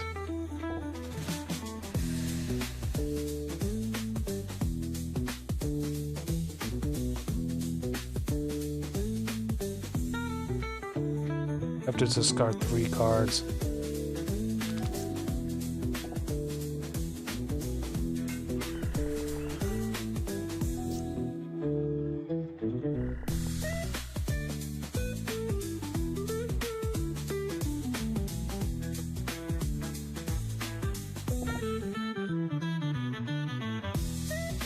We'll toss that one back and grab that.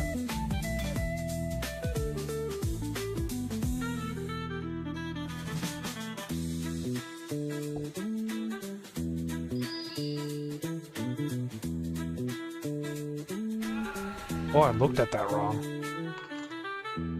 Oh well. Something tells me I'm dying here.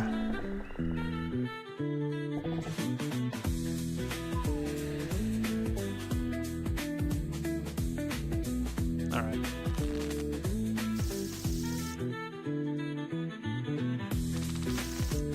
Okay, that's a little bit better, I think. Not really that much better.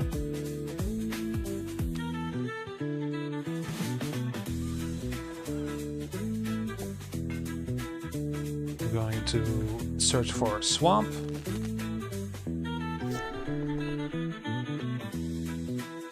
Card to draft. Break expectation. Target player reveals all cards value 2 or greater in their hand. You choose one, exile. Drafts a card from Break Expectations. I'll take this because it gives me the ability to make Thopters.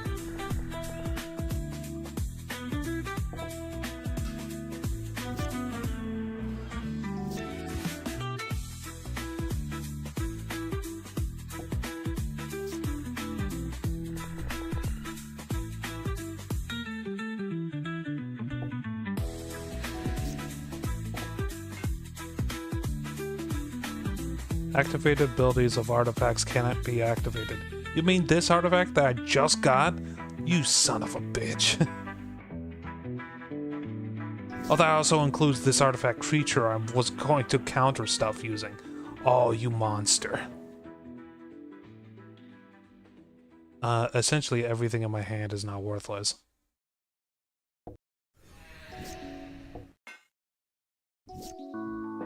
At the beginning of your upkeep, you may put a charge.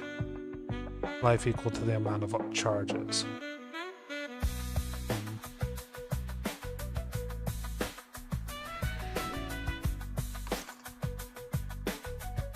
They did nothing. Interesting.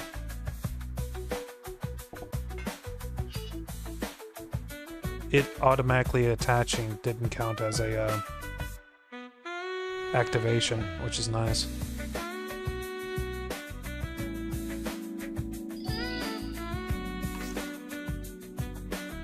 They're getting mana screwed pretty hard, honestly. I might as well throw them out. Maybe I'll figure out a way to get rid of that null rod down the line.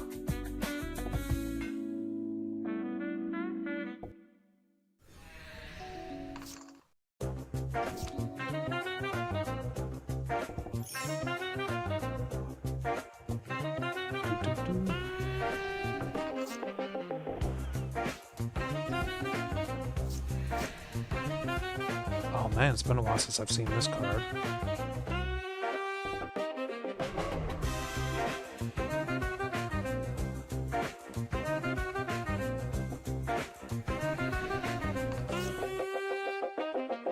I'm gonna block it because I don't want them getting a free, like, cast.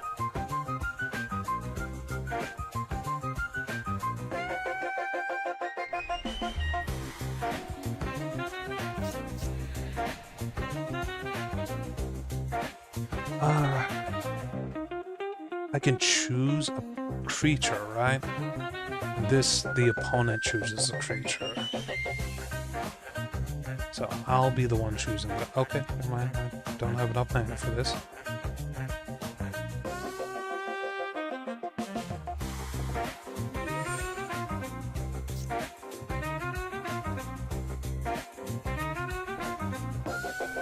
Cool thing about these wizards that I made is that they actually I should have countered that. They actually deal damage to the enemy whenever I cast non-creature spells.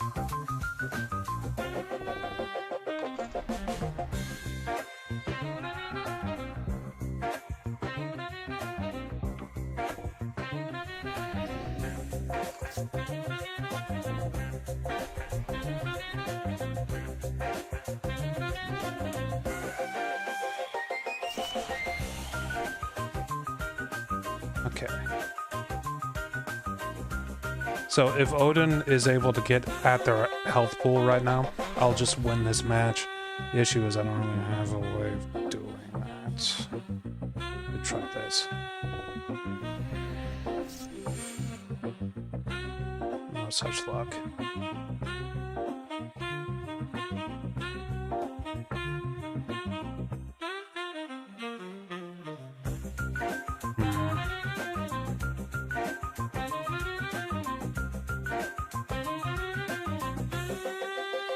I could return him back to the field, actually. Let's do that.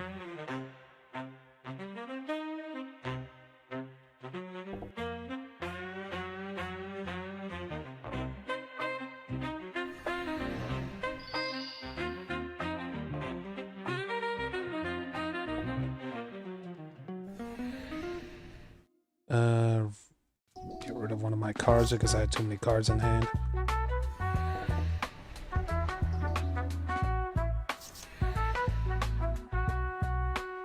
Throw Odin back out. He will destroy another one of their cards. I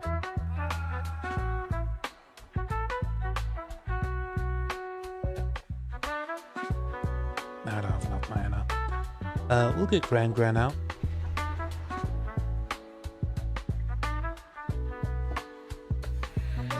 Has 3 HP left. You can't really attack because Odin is out.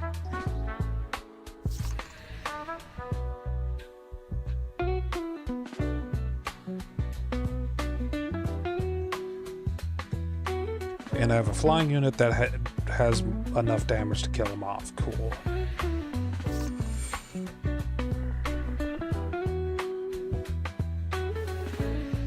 Okay, that's one me and one them. So this next match is kind of for all the marbles. Job select. I can work with this. Immediately got a golden urn out though.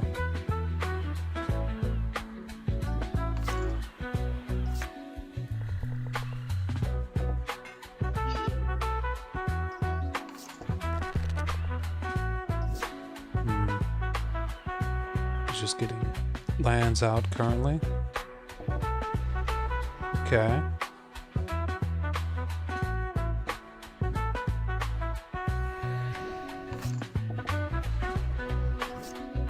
I do have a counter for this, and it is cornered by black mana. I don't have a counter for this. I need another black mana. Guess I'll get flip out.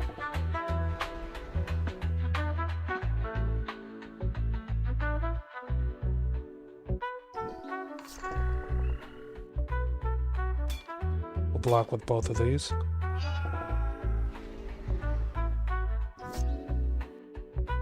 And what is on top of my deck?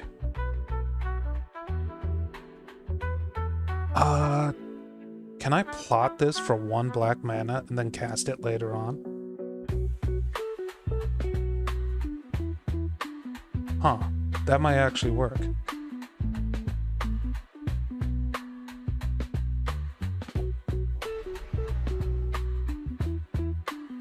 I'm gonna save that for a bit.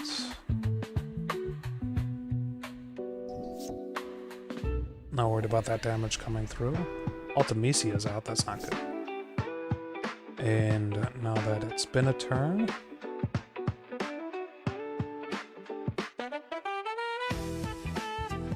I forgot Magic Pot is a fucking goblin. I keep forgetting that's a goblin. Power 2 or less. Doesn't come into play right now, but... If I had 1 more mana, I'd be able to do this. Let's get the pot out. And if it dies, I'll be able to do this.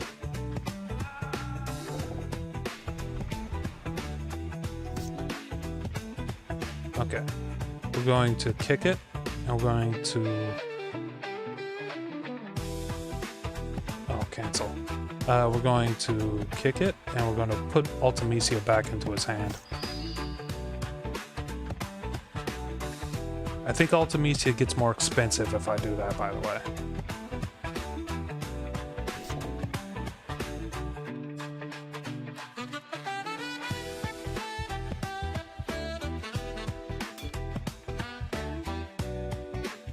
Can't block. Oh. Oh, well, shit.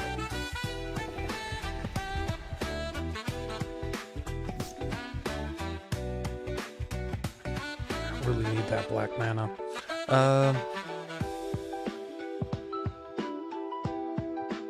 It's a 3/4. It's kind of... Oh, that's too much mana.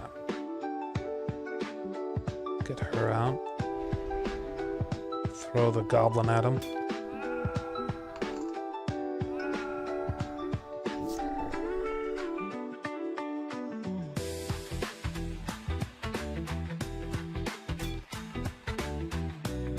Must be blocked with 2. I'm sacrificing a character. It should block at least the largest amount of damage. Ooh boy, bad draws. Next card I'm getting is an island. It's okay.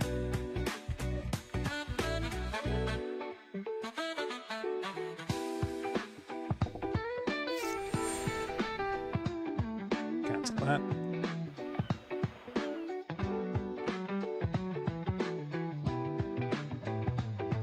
What's the next card I'm getting?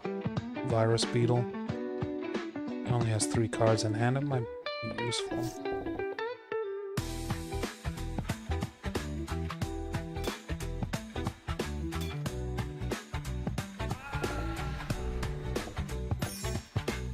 Ooh, this isn't looking good.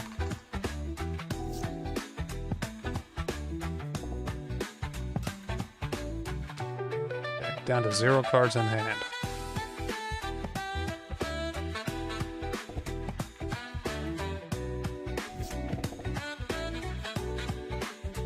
need something to block her, something to block him. There's one card I can think of that will get me out of this situation, by the way. Does 3 damage, so might as well kill one of his bigger creatures there. Really, it's all I could do. That's fine. That's unfortunate.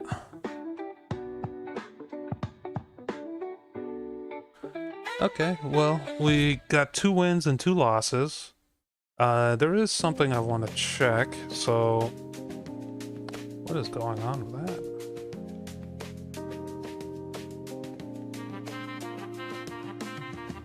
There is one thing that I want to check while I'm out of that match, so just give me a few moments. Just want to kind of check like my streams to make sure that they look all right.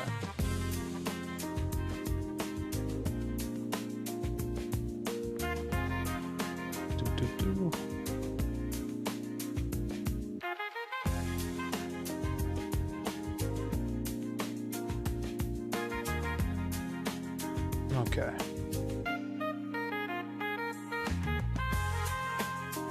Well, let's see here. We'll keep going. There isn't really any changes I can make to the deck currently, so let's just see if we can fight a random opponent.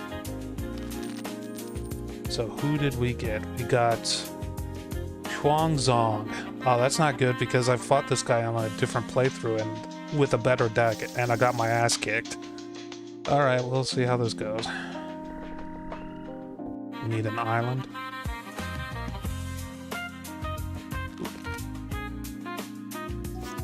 Fountain Port is proving to actually be pretty useful.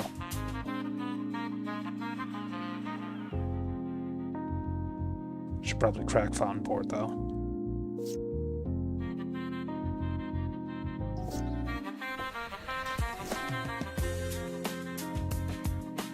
A mire? Really? Shuffle your library.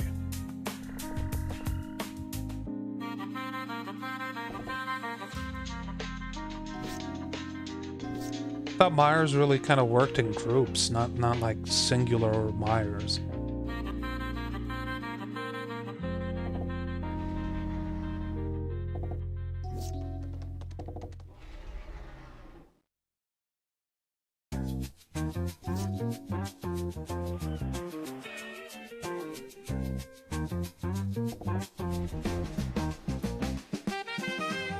That's not gonna work. This character has too much HP.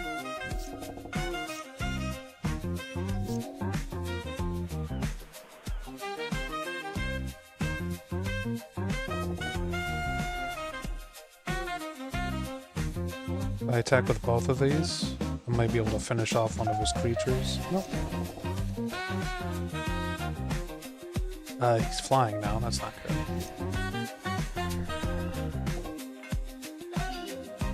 Oh, you know what? Let's get Ultimisi out.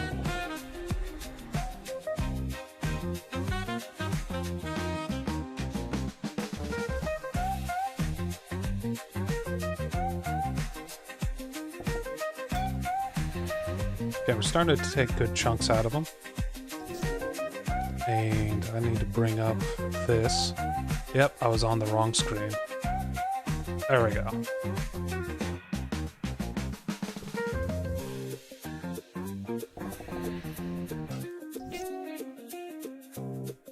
Counter target spell.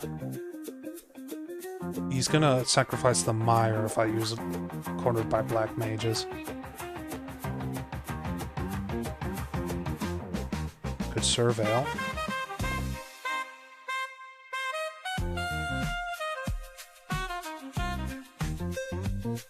I need how many cards? 7, right? Yeah, 7. I can only have 3. So I can't really rely on that.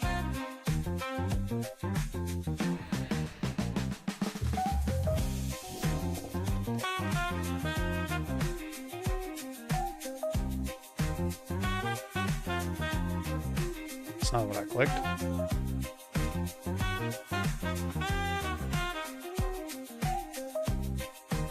That is what I clicked. How's that?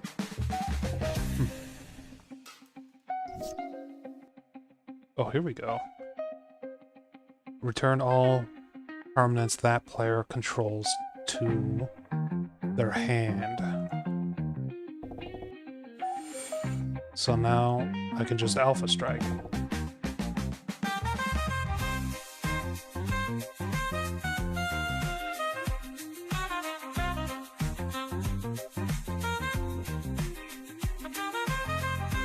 I'm just gonna throw everything into the graveyard currently.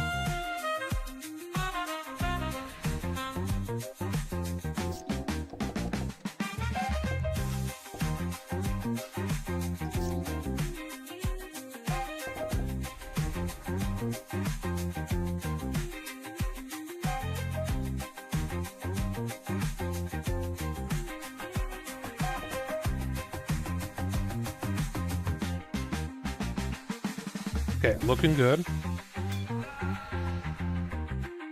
We got rid of this scary creature. And now our Mind Drill is at up to 5/5, by the way. And we could throw this out, might as well.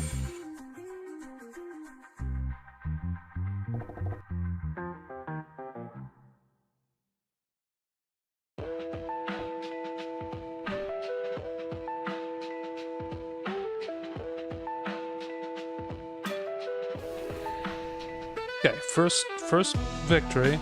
First game was a victory. That's good. Mostly because we pulled that one card that puts everything back into his hand. That's not good. Target commander gains lifelink until end of turn. Oh, that's not what I thought it was. There's a version of like a Witch's Cabin that transforms into like a 3/3 or something like that. That can just attack and cause you to mill cards at the same time.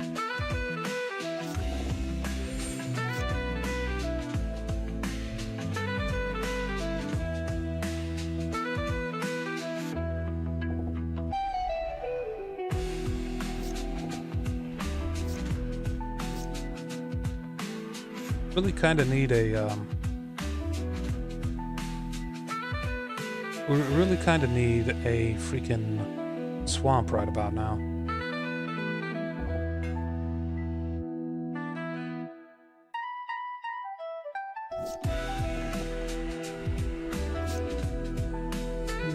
Treasure token would work.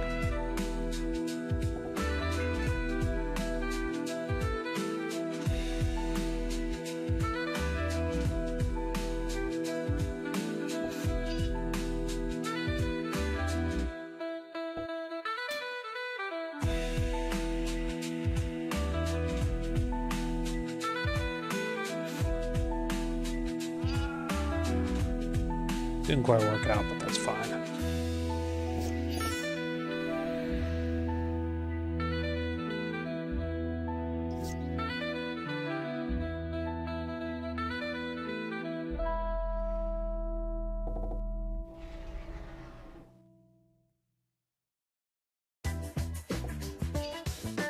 That's flying, isn't it? Okay, the good news is I can take care of that.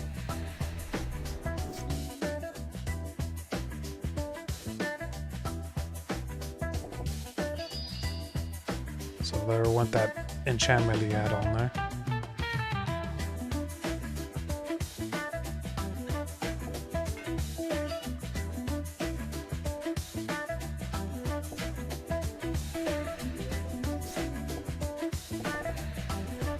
Yeah, at this rate he will win if it's an all-out brawl.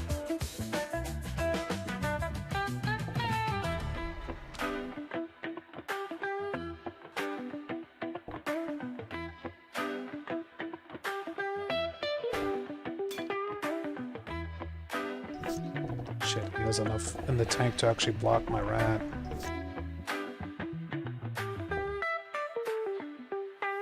Seven, and we currently have 7, but we need an... Oh, wait, we got this. So... let's blow the blocker up.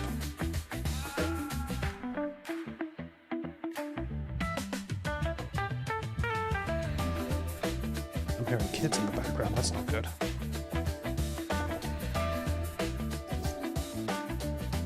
Okay.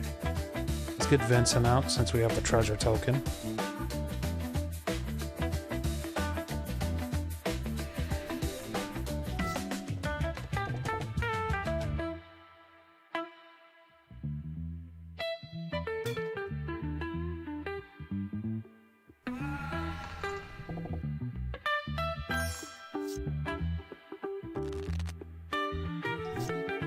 Vincent's good because he can actually get lifelink whenever he attacks. We're going to kick this out so that he has to sacrifice a creature.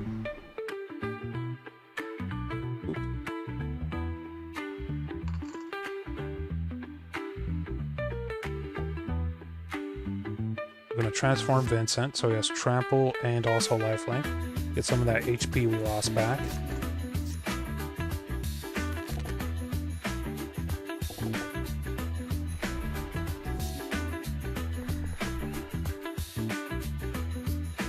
Have him sacrifice another creature.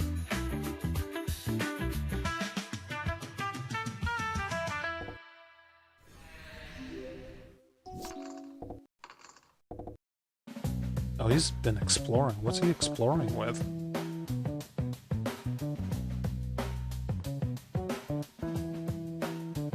When you cast a spell, you gain 1 life for each spell you've cast this turn. Pay 50 life, deals 50 damage to a target creature or player. Well, he's not going to get up to 50 HP, so I'm not too worried about that.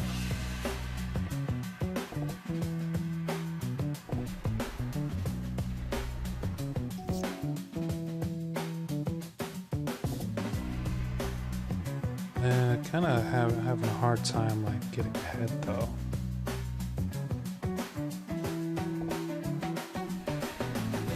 Oh, you know what? Let's surveil.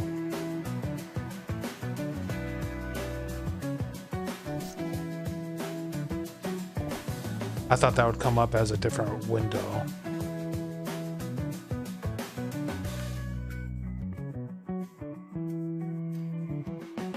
Oh, whenever planar ally attacks, I knew I recognized this card. Venture into the dungeon. Chose a goblin token this time.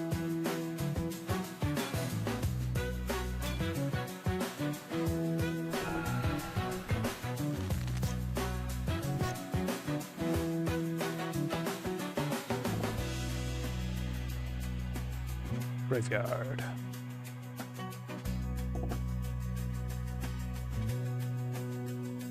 Graveyard. 1/7 or more. Cool, cool, cool.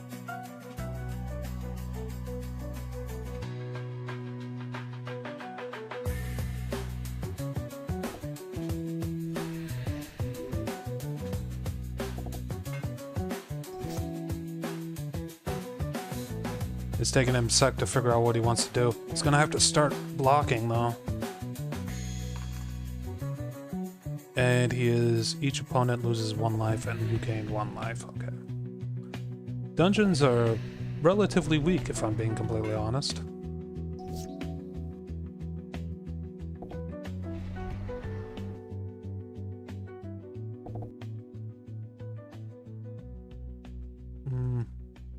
Don't see myself countering his spells.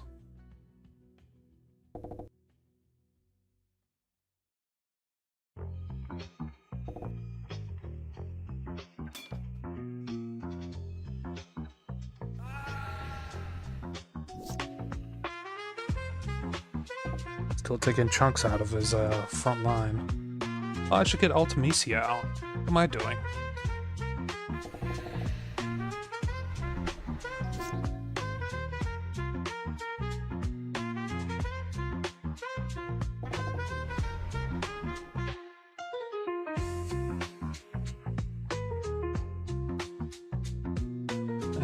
That can go into the graveyard. Unsummon is actually pretty useful, so we're going to keep that.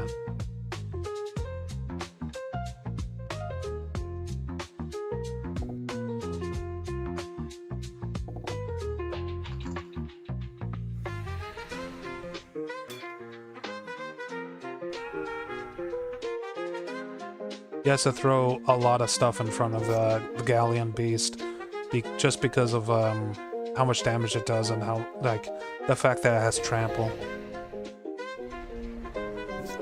It's like the third time he's had to summon in his boy.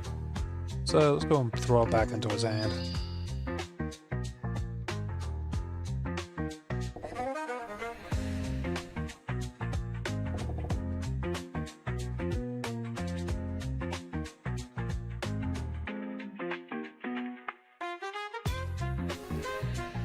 Alright, so we won that. We got random opponent bonus 37, medium opponent 37, life total difference 1, didn't lose once 25, so got 100 credits and also a free card, which is a legendary human wizard to the battlefield. It's a skeleton in addition to its other things. It has no abilities, activating only as a sorcery. Interesting. Could be good. I've been looking, but I can't find anything about a commander realm. Let me see if I can find it real quick. I should be able to just... because I tested this out while booting it up. Like the other day. Update later. Apparently a new version of the game came out since I started streaming. Hopefully this doesn't look too chaotic for you guys.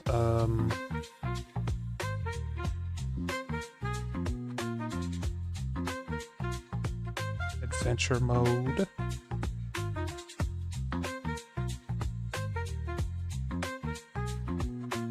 Okay, here's the normal game. Let's go into settings, and we want to choose world and realm of legends. So, Realm of Legends, I don't remember what it starts off as, probably Chandelar. But we want to go over to Realm of Legends. Abort because I was already set to Realm of Legends. I'm going to choose New Game. We're just going to go through just a random one. Let's say a white deck, commander, all that stuff. Hit start. Oh, wait. Are you watching... Oh, fuck. I don't know which one you're watching on. If you're watching mobile, you could probably see everything I'm doing. If you're watching the other version, that's not good. How do I do this? No, that ain't that. Window capture.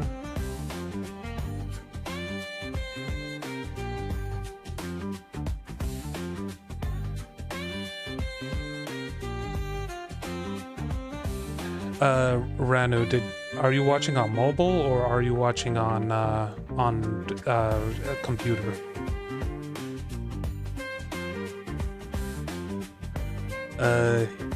Just in case, we are going to go back.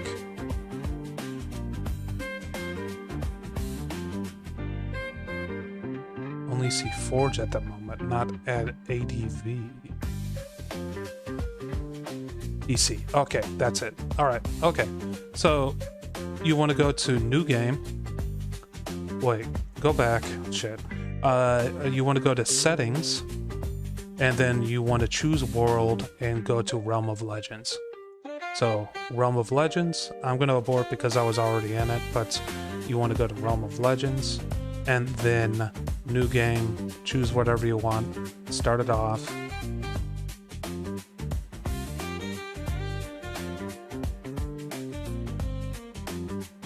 Sorry, I'm getting used to streaming to both to mobile and to PC. So, as you can see, we're in a room, bunch of books. We can pick up all the books and get all types of cards. My controller vibrated, and it's kind of cool because it sets the, you know, it has a lot of quality of life stuff. So, yeah, you pick up all the books that you want, but you also start with a deck. So, we already have a deck going here. I'm not going to go through it in too much detail, but we already have a deck going. And the most interesting thing about this is all the enemies are also commander restricted. So if we get into a fight here, we should see an enemy eventually. Yeah, here we go. And if you let me know if you see the world option when you get get it booted up and stuff. But yeah, as you can see, they have a commander. They also have 99 cards, and yeah, they're commander restricted, just like me. 20 HP, 25 HP, all that stuff. But we'll concede for now because I don't want to fight a commander theme at the moment in this mode. And yeah, there we go. Friggin' the main thing to keep in mind is you need to swap the world over.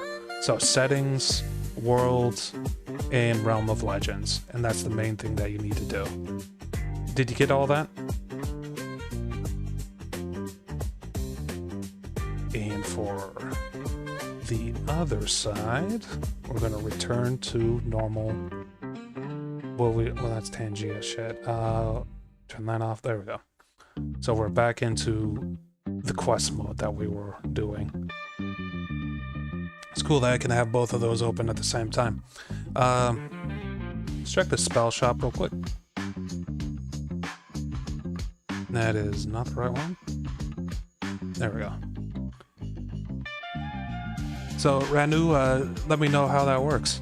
And, you know, feel free to like, comment, subscribe, all that stuff. You could let me know on any of the videos I have, if you have any issues, if I'm not online, once you check it out. This repulsive mutation is actually a pretty damn good, like, counter spell, if you have the mana for it, because it puts 1/1 counters on your creature, and then you counter one of the enemy spells at the same time. It's like a fantastic little count, like straight up like flip the script on someone kind of thing. It's kind of expensive for me now though.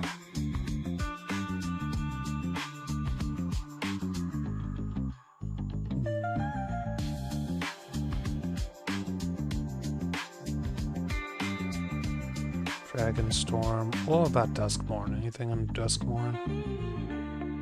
Delirium. Turn him from your graveyard to the battlefield with finality.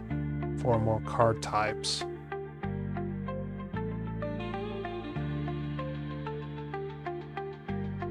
Ooh. This is one of the rats that I really like. I'm gonna go ahead and buy this, because we may be able to put together a nice rat deck down the line. If we, you know, keep going on this particular, you know, quest. I do like me some rat decks. Oh, rat out. Nice. I'll take that too. I did not mean to go for the giant.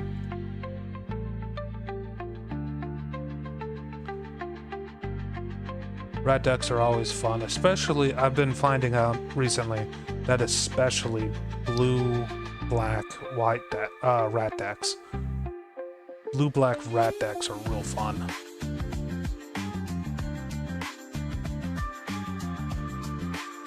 X-Death is an interesting one. When he enters, you gain 3 life. At the beginning of your instep, if there are 6 or more permanent cards, transform him. And when you transform him, he has trample. Power is equal to the number of permanent cards in your graveyard. So that can be extremely powerful. If you have a very good mill-based deck, like self-mill deck.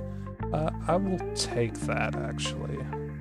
Because if we want to pivot into green-black, that would be a pretty easy, like, choice for the commander.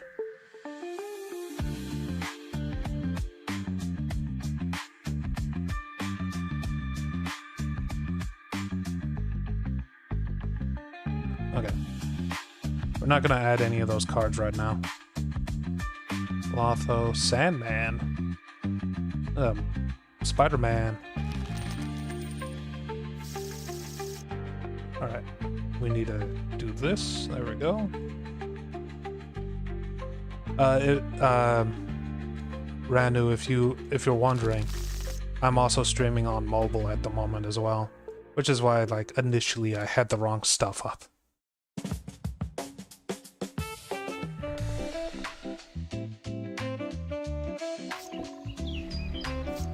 Okay, 1/1, that's not a huge threat. What's gets 2/2 until the end of the turn, once per turn. Okay. I'll be able to block it. All creatures with flying get -2/0. I don't really have that many flyers, so it should be fine.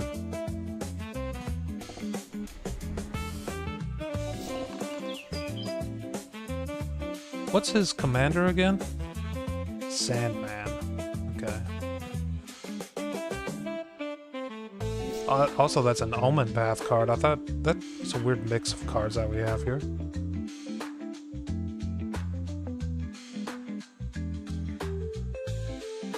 Need one more mana.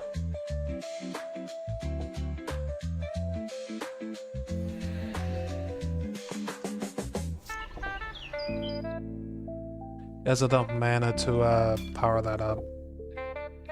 So I'll just take the hit for right now.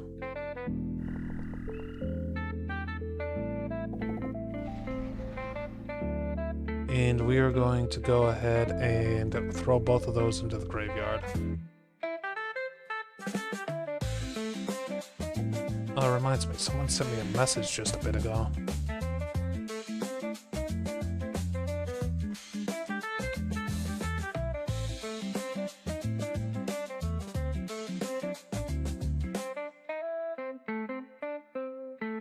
Roommate's getting me a freaking burger. Nice. Maybe. Big maybe on that.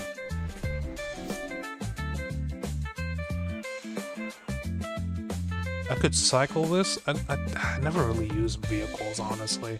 So I think I'm going to cycle this. Okay, I can agree to that as a result. Whoops, don't want to do that. Keep fossilized for now. There's no good targets for it. We'll throw the Goblin Bomb out. Oh, Sandman's out, and he's already strong enough to block.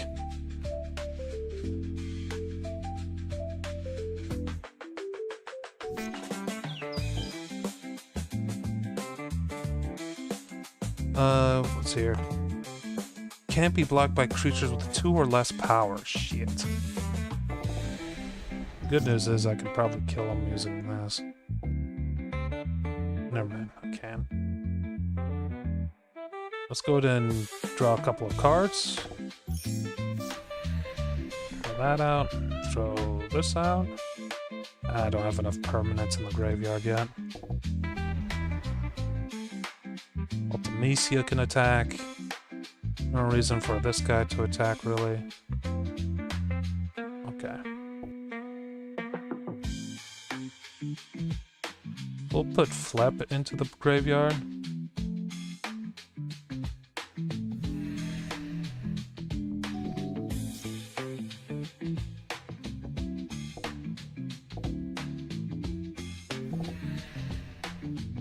That's gonna fucking hurt pretty quickly.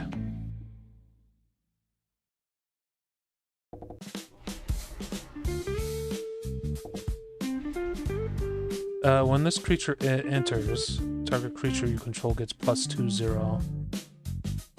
Returns. Okay.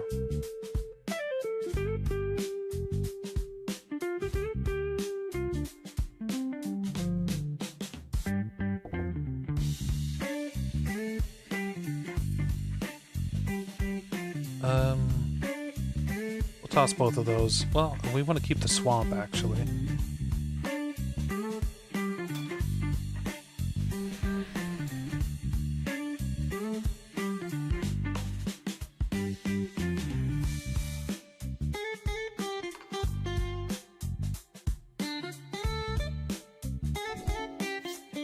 He phased out. That's fine. That's fine. We're doing it. Oh god, Weathered Sentinels? That's a really good card. I forgot that card existed. Can attack players who attacked you during their last turn as though they don't have Defender. Whenever it attacks, it gets 3/3 and gains Indestructible. So that's no good. Just block that. Block that.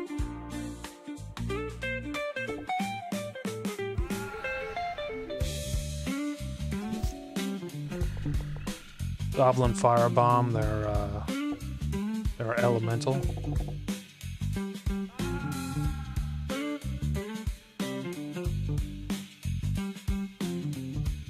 Not really much else I can do this turn.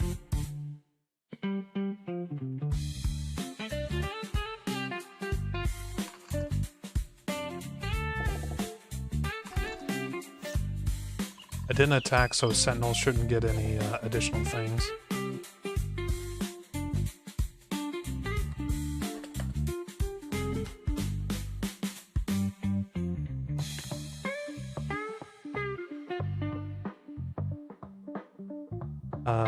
I need to look something up real quick.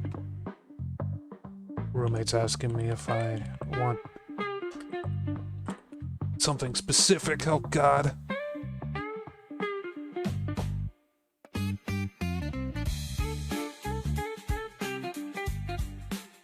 Okay, it looks like he's got the information he needs. I'm going back to the game. Okay.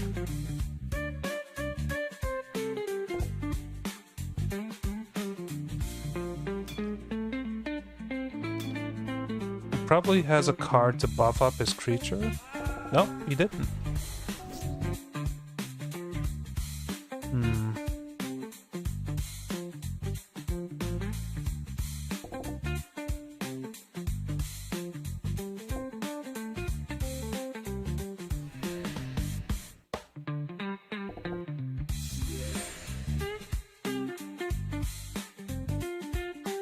Got some very useful cards, but the problem is I can't really use them and I don't have enough HP to survive this. Well, I can use this.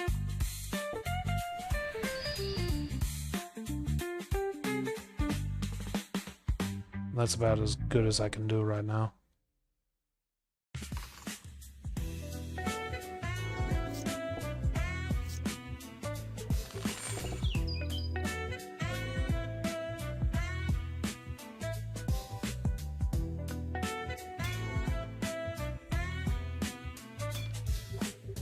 I think I'm dead. It's okay. I underestimated his shifting sand card, though. Well, that costs 2 mana to get out? Oh, right, it's the diamond pickaxe that costs 1.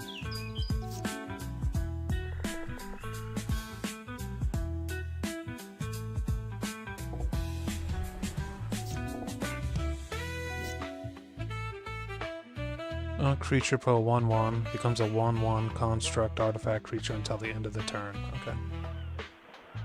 We'll get an arena out first. Kind of need card advantage. If I run out of cards, I'm screwed.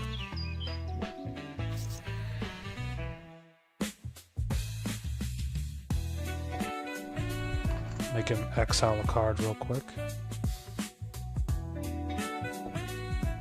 Probably not a very useful card is what he exiled, but hey, something.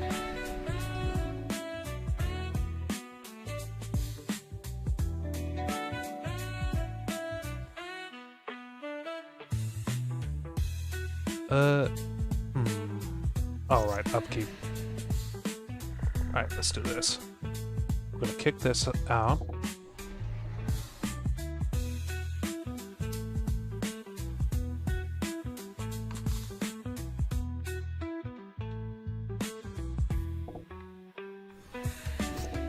That'd be a good unsummoned target, by the way, that card I just used.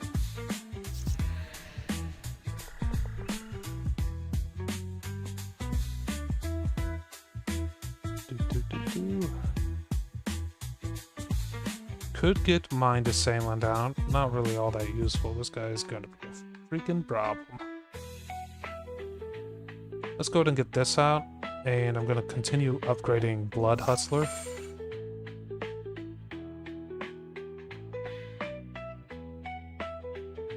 And not really much I can do here, so we'll just get the pick out and take our hit.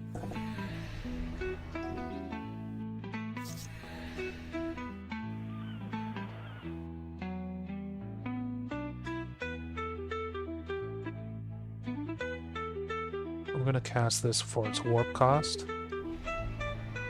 Hit him with that. Equip him with a pick. And got the extra mana, so go ahead and get that out.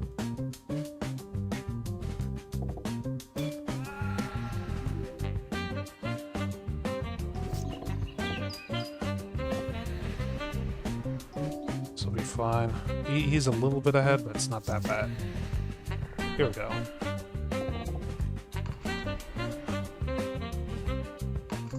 Crank up the cost of his boy.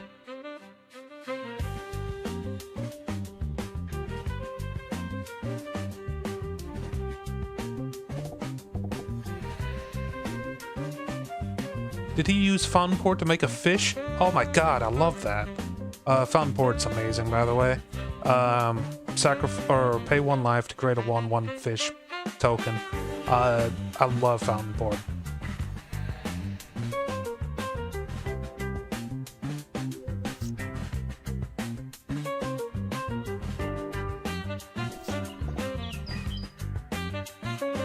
That's base power 1/1. It's not that big of a deal. Counters target creature and enchantment, right? Yeah. We're gonna counter that real quick.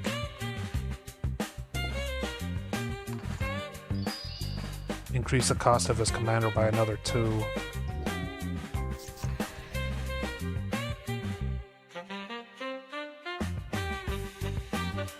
Okay.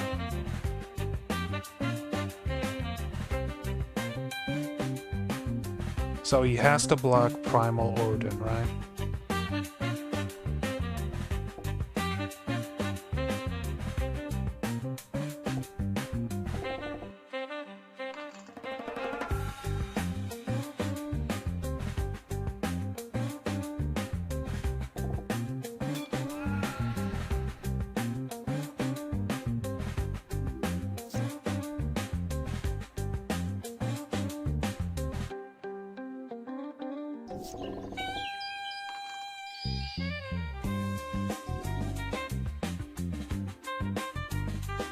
It's my upkeep. I'm going to throw Desperate Measures onto Primal Odin immediately. And now Primal Odin is about to blow up. So that got me 2 cards from Primal Odin's thing, 2 cards from just him dying, and then the 2 cards from the Phyrexian Arena. I misread the one thing, if I'm being completely honest. But hey, it's whatever. He's down to 1 HPs.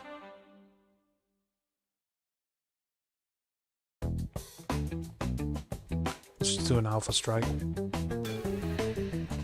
Yeah, that's 1/1. One more win and we'll probably get a booster pack, by the way.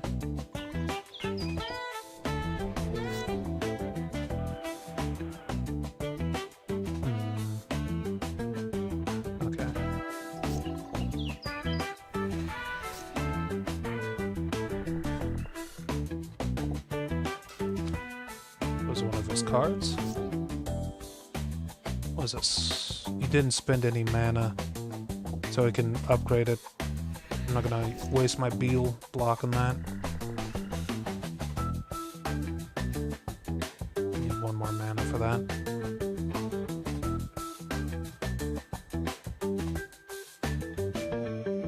Might as well get the Goblin Firebomb out. We'll leave the Beetle there to take a hit. He did what I expected, so I'm just gonna pop that onto him. You had to discard another card because of that.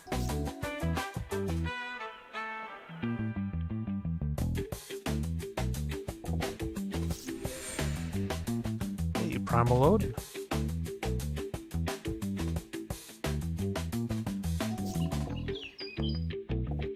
Man, he really likes that little technique there. There's the boy. We're gonna tap him. He's gonna stay tapped as long as I have that enchantment out.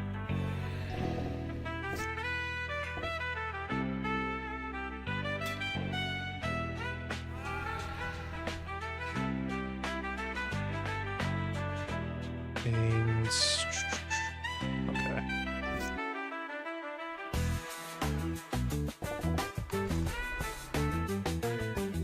Sick of that lizard. I'm not killing his commander because it's already disabled. If I kill his commander, he can just bring it back.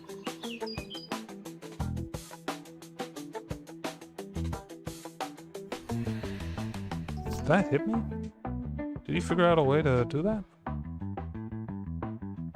Oh well, I'm pretty sure we just win here. Yep. And because I won that, I get a booster pack. And the choice is between Tarkir and Lauren Eclipsed. Let's go with Lauren Eclipsed. I can't speak. So, shit. I don't know how this looks for our viewers on mobile, but probably doesn't look too great. Let's see what we got. Champion of the Weird, a Goblin Berserker. Hexing Squelcher. Oh shit, that's a really good one. Spell can't be countered, has ward 2 life. Spells you control can't be countered. Other creatures you control have ward pay 2 life. Basically, this puts ward on everything you own, is the main thing. Goblin Warrior, Kithkin, Merfolk, Merfolk. Hey, that's a good one. I think I already had one though. When this thing dies, it puts a wither, like a 1/1, -1/1, onto something. And a plains, okay.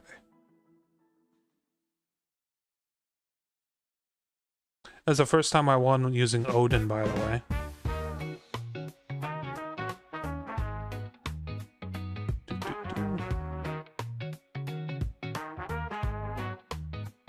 Let's see what we got in terms of potential things in here. Baseball bat's really nice, but it's not the colors I'm looking for.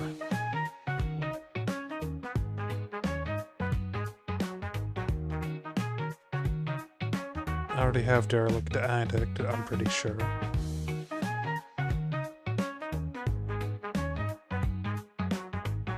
We're actually not too far away from having a lot of goblins, by the way.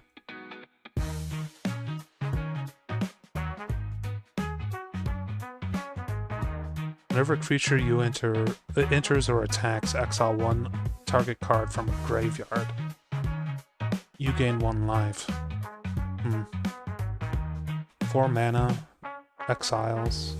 It's kind of decent. Way to gain mana, and it's colorless.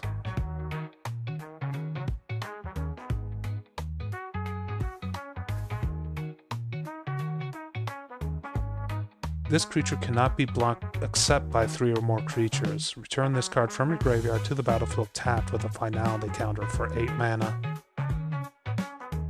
I remember that fight in that game. Sorcerer Schemes. Hey, that's Ultimecia. That's my commander right there. Hey, that's Ultimecia. That's my commander right there. It's too bad I already owned that one. Also, Sorcerer Schemes is actually pretty damn good. Because it returns instant and sorcery cards from the graveyard to your hand, and it can be flashbacked as well. So I found that it's really, really good in a raccoon deck. Weirdly enough, I'm gonna buy it. So if we find some raccoons, that'd be pretty good.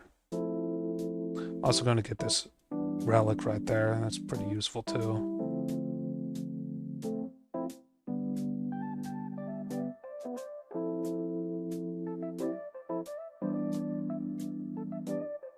Swamp Snare.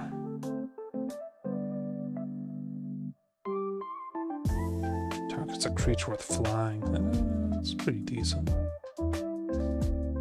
Merfolk. I don't really go for Merfolk if I'm being honest.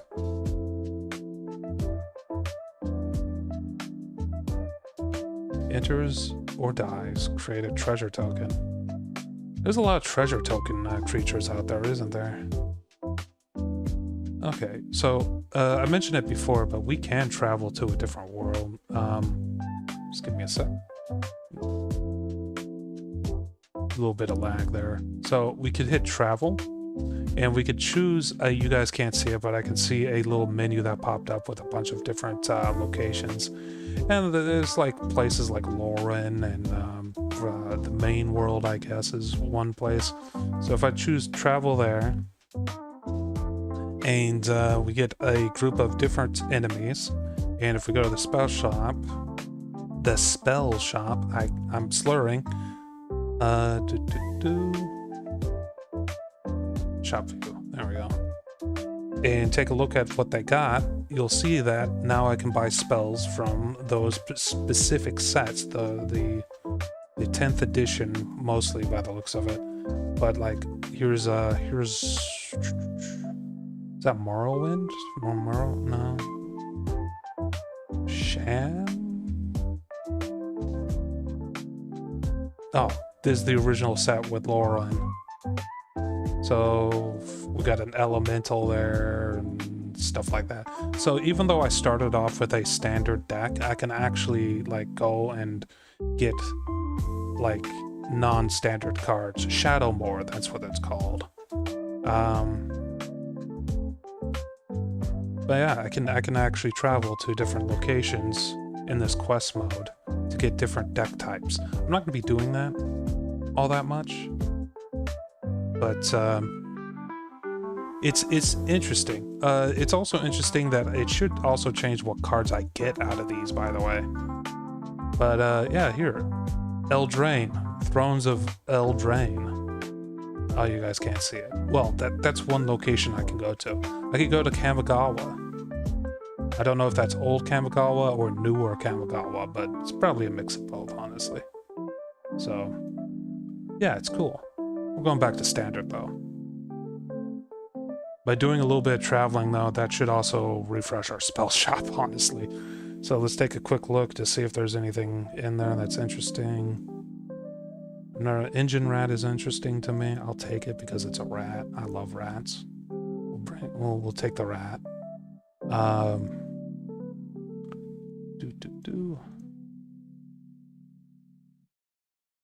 It's a rat with death touch. That's always good. It's always useful.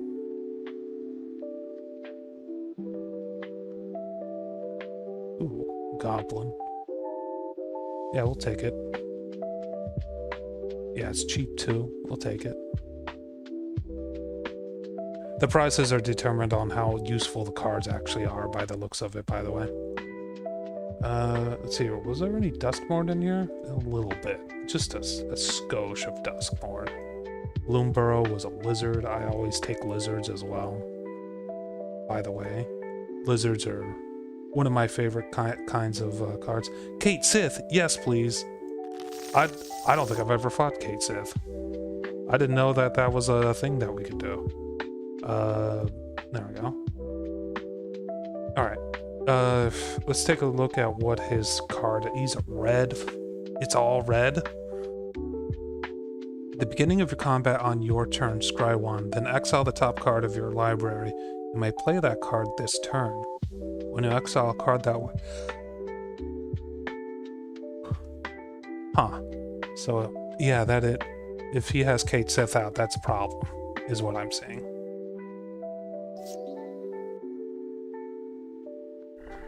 We'll start by getting a black mana out.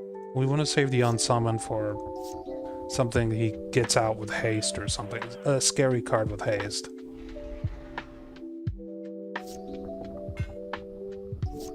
Urza's Chalice. Any artifact cast by any player gives you 1 HP. Well, that's no good. Because I got a fair few artifacts.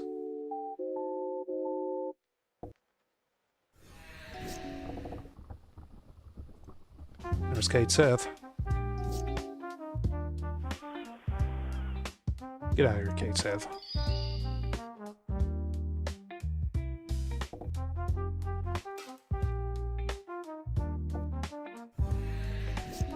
So the books and chests in the start only gave me waste, so now I need to buy lands to actually build other decks. Well, that's weird. Huh. Well, the guy who came up with that mod, by the way, said that he's still very much working on it. So freaking, like, that may be something that's changed down the line. Let's go ahead and get some proper stuff going in terms of combat capabilities. Oh, there that goes.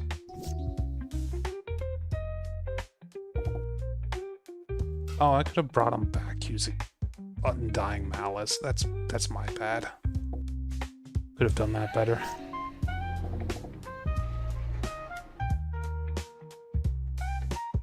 This time I'll do it. So I had to exile 2 cards. And we're going to defossilize. From graveyard to my battlefield. What's in my graveyard? Nothing, because he exiled that card, didn't he? Yeah, he did. Alright, let's grab Ultimecia.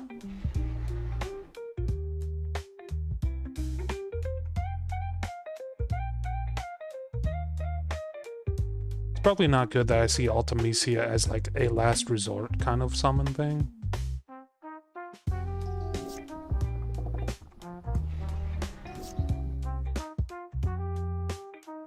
I could defossilize Fang. Could also attack using this core.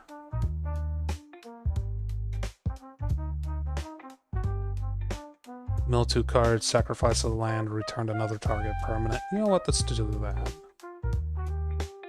It's expensive to do. Let's go ahead and do that.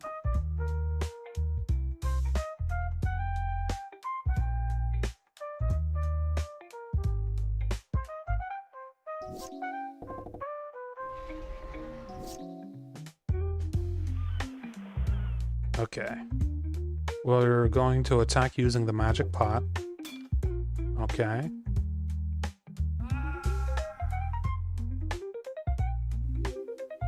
Bring this guy out. Destroy target creature that was dealt damage. Okay. That's one creature we don't have to worry about anymore. And let's go ahead and bring out the goblin.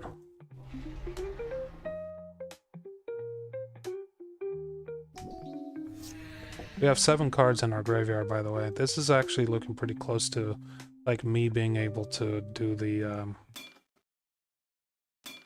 time stop thing.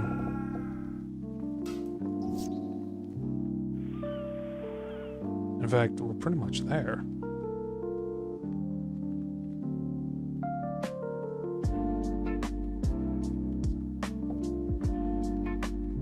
Diversion unit. Let's throw both of these in the graveyard. Yes, we are going to go ahead and do the time stop. We also have to exile a bunch of cards from our graveyard, so let's do all the instants and sorceries to begin with. And the ones that are less useful. There we go. And we get an extra free turn by doing that.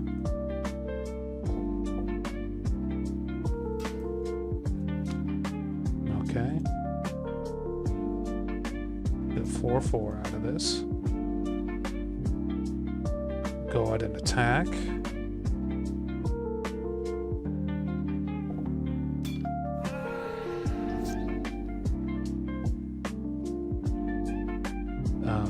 Five, so... Oh, he can't block, can he? Alright, I'll just block with that then.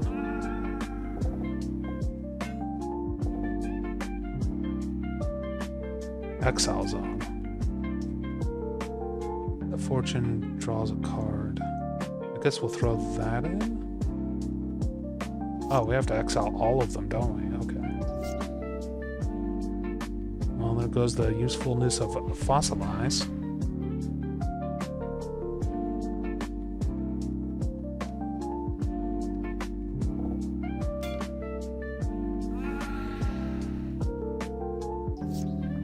Still be able to, maybe able to make this work.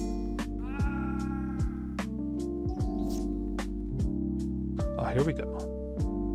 We could kick everything back into his hand if we want to. Let's do it.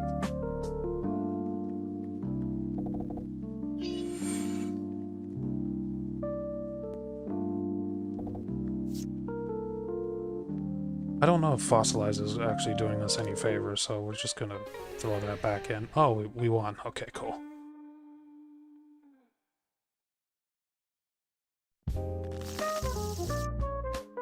It's a lot of mana in my hand, but I guess that means we'll be drawing a lot of creatures and stuff down the line.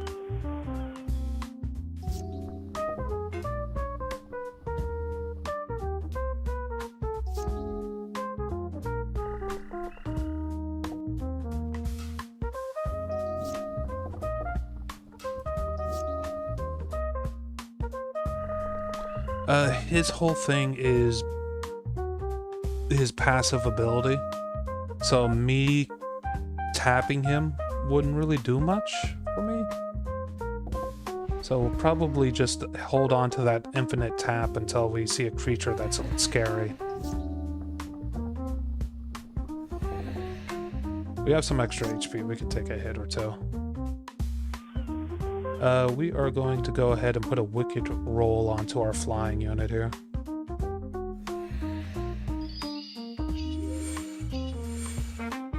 Did he just copy my shit? Oh, fuck that. Okay, never mind. He's getting the infinite tap.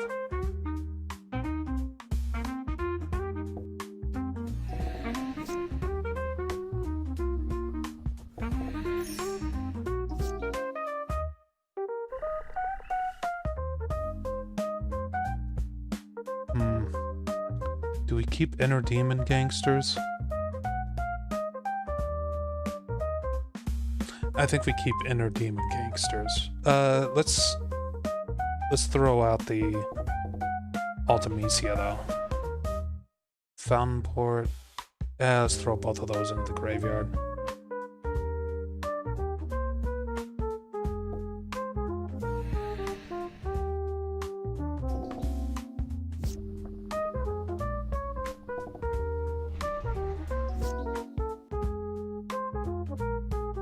Could unsummon him. Tap. Creature doesn't untap during the controller. Oh, he's using mana to untap it. Okay, that's damn near as good as like. That's pretty good for me. I'll just say that that's pretty good for me.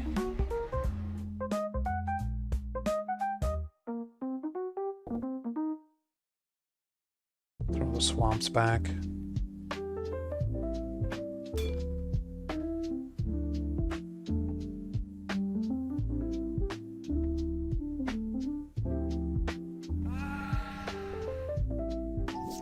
If he decides to attack with it, he's gonna have to spend 5 mana to untap it, which is pretty crazy. I could also kill him.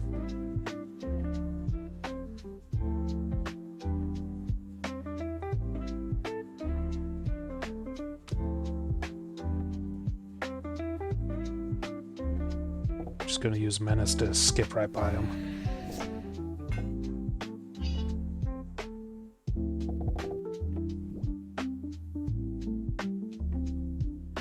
Alright, now he's at 7/7, we're gonna unsummon him.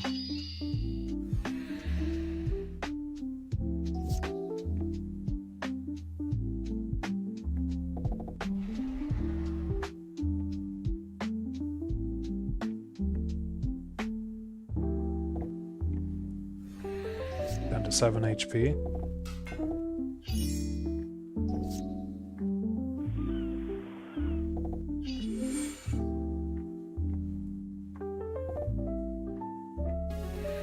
Nice. We got 51 credits overall. Quirix defenses, enchant creature, hexproof until the end of the turn, and 1/2. I think I already had that one. We also got the legendary planeswalker Oko. I never actually used him before, if I'm being honest. I know that that back in the day Oko was like super overpowered for some reason or another.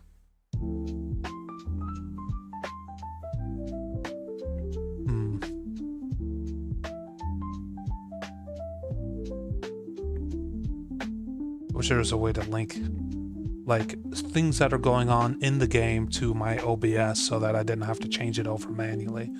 Let's see what we got in terms of sets. I've used this card before. Whenever a creature attacks while saddled, this creates a treasure token. You can saddle it for 1. The interesting thing is it's already a creature, so you don't have to saddle it. So yeah, saddling mechanics is just interesting. That's a good card draw engine.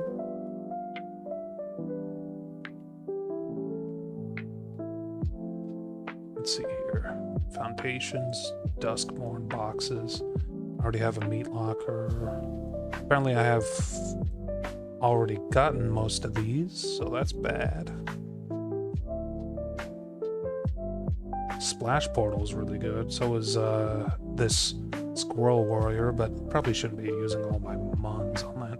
A bat. We'll take the bat. It's only 6.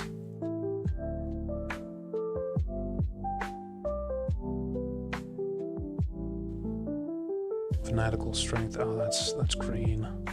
Magnifying Glass. I'll take a Magnifying Glass. I don't have any way to make clues currently, but a Magnifying Glass makes that much easier. Tithing Blade is one of my favorite black artifacts. Tangle Colony, yes please. It's 120. What? It's one of my favorite rats.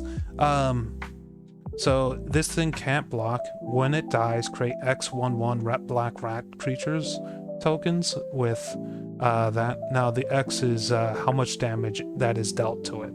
So if 2 damage was dealt to it, it'd create 2 1/1 tokens.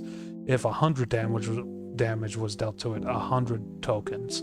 And of course, you know, that gets multiplied by things like doubling season and stuff like that.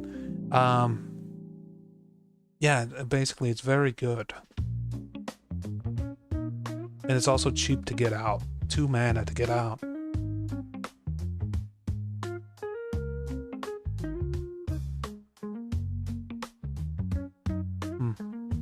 Okay. How long have I been streaming? Like 3 hours? Okay. I think I'll call it here, honestly. My roommate should be back pretty quickly. We did alright today. We had quite a few people drop by. I saw the fucking view counter get up to like 40 people at one point.